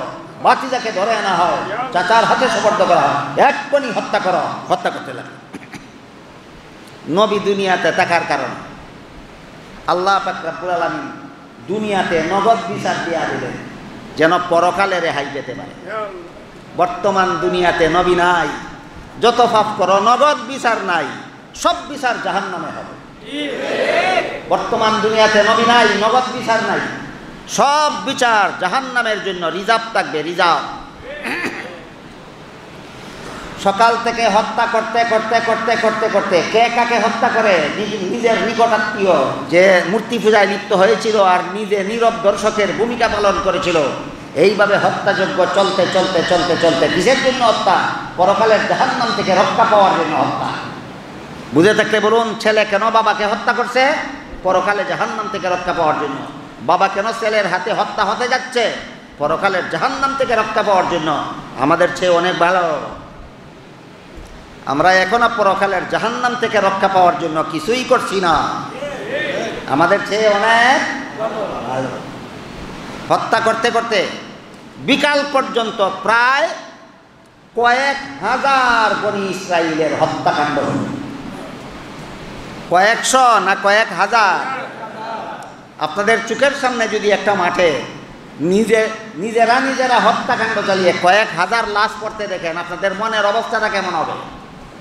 হযরত মূসা আলাইহিস সালামের মনের সেই অবস্থায় আল্লাহর কাছে কাকুতি মিনতি করে মূসা আলাইহিস সালাম দোয়া করতে লাগলেন, আল্লাহ এইভাবে যদি হত্যা করাও আমার জাতিকে, আমার জাতি তো ধ্বংস হয়ে যাবে, বনি ইসরাইল তো কোনো অস্তিত্ব দুনিয়াতে থাকবে না। আল্লাহ দয়া করো, আল্লাহ দয়া করো, আল্লাহ মাফ করো। হযরত মূসা আলাইহিস সালামের দোয়া আল্লাহ কবুল করলেন। বাকিরা যারা বাকি ছিল হত্যাযজ্ঞের, যারা নীরব দর্শকদের যারা বাকি ছিল হত্যা করার, এদেরকেও আল্লাহ ক্ষমা করলাম বলে ঘোষণা করলেন। যারা নিহত হওয়ার বাকি ছিল তাদেরকেও আল্লাহ মাফ করে দিলাম বলে ঘোষণা করলেন। দুনিয়ার শাস্তি গ্রহণ করার কারণে যারা দুনিয়ার শাস্তি গ্রহণ করবে না তাদের জন্য জাহান্নামের শাস্তি অবধারিত হয়ে থাকবে। মূসা আলাইহিস সালাম এবং বনি ইসরাইলের ঘটনার এই অংশে আমাদের জন্য শিখার মতো কিছু আছে। আল্লাহ আমাদেরকে কোরআনের তাফসীরের শিক্ষণীয় বিষয়গুলি গ্রহণ করার তৌফিক দান করুন। সবাই বলুন আমিন। সুবহান রাব্বিকা রাব্বিল ইজ্জাতি আম্মা ইয়াসিফুন ওয়া সালামুন আলাল মুরসালিন আলহামদুলিল্লাহি রাব্বিল আলামিন। আল্লাহুম্মা সাল্লি আলা সাইয়্যিদিনা ওয়া নাবিয়িনা মাওলানা মুহাম্মদ ওয়া আলা আলিহি ওয়া আসহাবিহি ওয়া বারিক ওয়া সাল্লিম কামা তুহিব্বু ওয়া তারদা আদাদা মা তুহিব্বু ওয়া তারদা। সাবকাল দুয়ার আগে আমার একটা বিশেষ অনুরোধ আপনাদের খেদমতে। আপনারা জানেন আমি দারুণভাবে অসুস্থ, আমি সোজা হয়ে বসতে পারি না, আমি আপনাদের মতো ফ্লোরে বসতে পারি না, উঠতে পারি না, আমি নামাজে রুকু সেজদা করতে পারি না, আমি হাই কমেট ছাড়া টয়লেটিং করতে পারি না, আমি নিজেও পারি না, কষ্ট হয়, ডাক্তারের পক্ষ থেকেও নিষিদ্ধ। এই জন্য আমি চেয়ারে বসে বসে নামাজ পড়ি, হাই কমেটে টয়লেটিং করি। গ্যাদারিং হলে আমার দারুণভাবে কষ্ট হয়। এই কারণে বলছি যে আপনারা অনেকেই মনের আবেগে আমার সাথে মুসাফা করার জন্য অত্যন্ত গ্যাদারিং করেন, আমার খুব কষ্ট হয়। যাদের মনে মনে মুসাফা করার ইচ্ছা আছে, আপনার নিয়তের কারণে আপনি পুরাপুরি সওয়াব পাবেন। কিন্তু মুসাফার জন্য কষ্ট দিলে সওয়াবটা নষ্ট হয়। সবটা নষ্ট হয়ে যাওয়া ভালো না সবটা পেয়ে যাওয়া ভালো? গ্যাদারিং করলে পেয়ে যাবেন না না করলে? এই অনুরোধটাই আপনাদের খেদমতে করি। প্রত্যেক দিন বলা হয়, তারপরে প্রত্যেক দিন কিছু মানুষ গ্যাদারিং করে। তাদেরকে বলা হয় আমার বুঝে আসে না। এই জন্য বিশেষভাবে অনুরোধ করে বলছি, মেহরবানি করে মুসাফার জন্য গ্যাদারিং করবেন না। আমি দোয়া করব আল্লাহ যেন আপনাদেরকে এমনিতেই বহু বহু মুসাফার সওয়াব দিয়া দেন।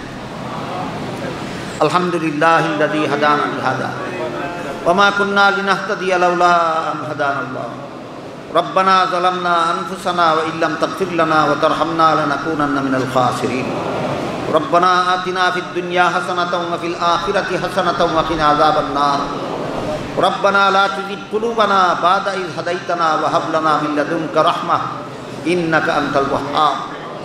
রব্বানা লা তাহমিল আলাইনা ইসরান কামা হামালতাহু আলাল লাযিনা মিন ক্বাবলিনা। রব্বানা ওয়া লা তুহাম্মিলনা মা লা তাকাতা লানা বিহি ওয়া'ফু আন্না ওয়াগফির লানা ওয়ারহামনা আনতা মাওলানা ফানসুরনা আলাল কওমিল কাফিরিন। ইয়া আল্লাহ, এই মুবারক তাফসীরুল কোরআন সম্মেলনকে কবুল আর মঞ্জুর করো। ইয়া আল্লাহ, এর উসিলায় আমাদের জিন্দেগানকে হেদায়েত করো, সমস্ত মুমিন মুসলমান মুর্দেগানকে নাজাত দান করো। ইয়া আল্লাহ, আমাদের রমজানের রোজার সাধনাকে কবুল আর মঞ্জুর করো। ইয়া আল্লাহ, যে নামাজ রোজা ইবাদত বন্দেগী করার তৌফিক দান করছো, ইয়া আল্লাহ, তাতে আমাদের কোনো ত্রুটি বিচ্যুতি হয়ে থাকলে দয়া করে মাফ করে দাও। ইয়া আল্লাহ, আমাদের নামাজগুলি কবুল করো। ইয়া আল্লাহ, আমাদের রোজাগুলি কবুল করো। ইয়া আল্লাহ, আমাদের তারাবির নামাজ কবুল করো। ইয়া আল্লাহ, আমাদের ইবাদত বন্দেগী কবুল করো। এর উসিলায় আমাদের জীবনের গুনাহ মাফ করে দাও। ইয়া আল্লাহ, এর উসিলায় আমাদেরকে ঈমানের সাথে মরণ নসিব করে দাও। ইয়া আল্লাহ এর উসিলায় আমাদের কবরের আযাব মাফ করে দাও। ইয়া আল্লাহ হাসরের মাঠের কষ্ট মাফ করে দাও। পুল সিরাতের পুলের বিপদ মাফ করে দাও। ইয়া আল্লাহ জাহান্নামের আযাব আমাদেরকে মাফ করে দাও।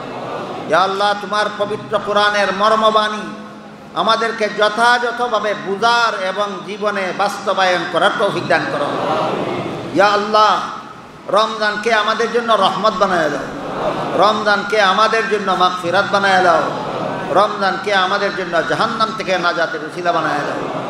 ইয়া আল্লাহ যত বেমারির পক্ষ থেকে দুয়ার দরখাস্ত করা হয়েছে তাদেরকেও আরোগ্য দান করে দাও। যারা দরখাস্ত করার সুযোগ পাননি তাদেরকেও আরোগ্য দান করে দাও। ইয়া আল্লাহ আমিও একজন জটিল রোগী, আমাকে রেহাই দান করো। ইয়া আল্লাহ হাটাজারির হযরত হাসপাতালে আছেন, ইয়া আল্লাহ শিফায়ে কামিলায়ে আজিলা আতা ফরমাও। ইয়া আল্লাহ যত উলামায়ে কেরাম বুজুর্গানে দ্বীন মুমিন মুসলমান দুনিয়াতে বেঁচে আছেন তাদেরকে হায়াতে তয়্যিবা দান করো। যে সমস্ত উলামায়ে কেরাম বুজুর্গানে দ্বীন মুমিন মুসলমান দুনিয়ার থেকে বিদায় হয়ে গেছেন তাদের কবরকে জান্নাতের বাগান বানায় দাও। ইয়া আল্লাহ আমার কাছে যারা যত রকমের দুয়ার দরখাস্ত করেছেন প্রত্যেকের নেক দোয়াকে কবুল মঞ্জুর করো। যারা যত আশা নিয়ে হাত উঠাইছি প্রত্যেকের নেক বাসনাকে কবুল আর মঞ্জুর করো। ইয়া আল্লাহ আমাদের পক্ষ থেকে লাখ লাখ কোটি কোটি দুরুদ সালাম রাসূল করিম সাল্লাল্লাহু আলাইহি ওয়াসাল্লামের রওজা শরীফে পৌঁছায়া দাও।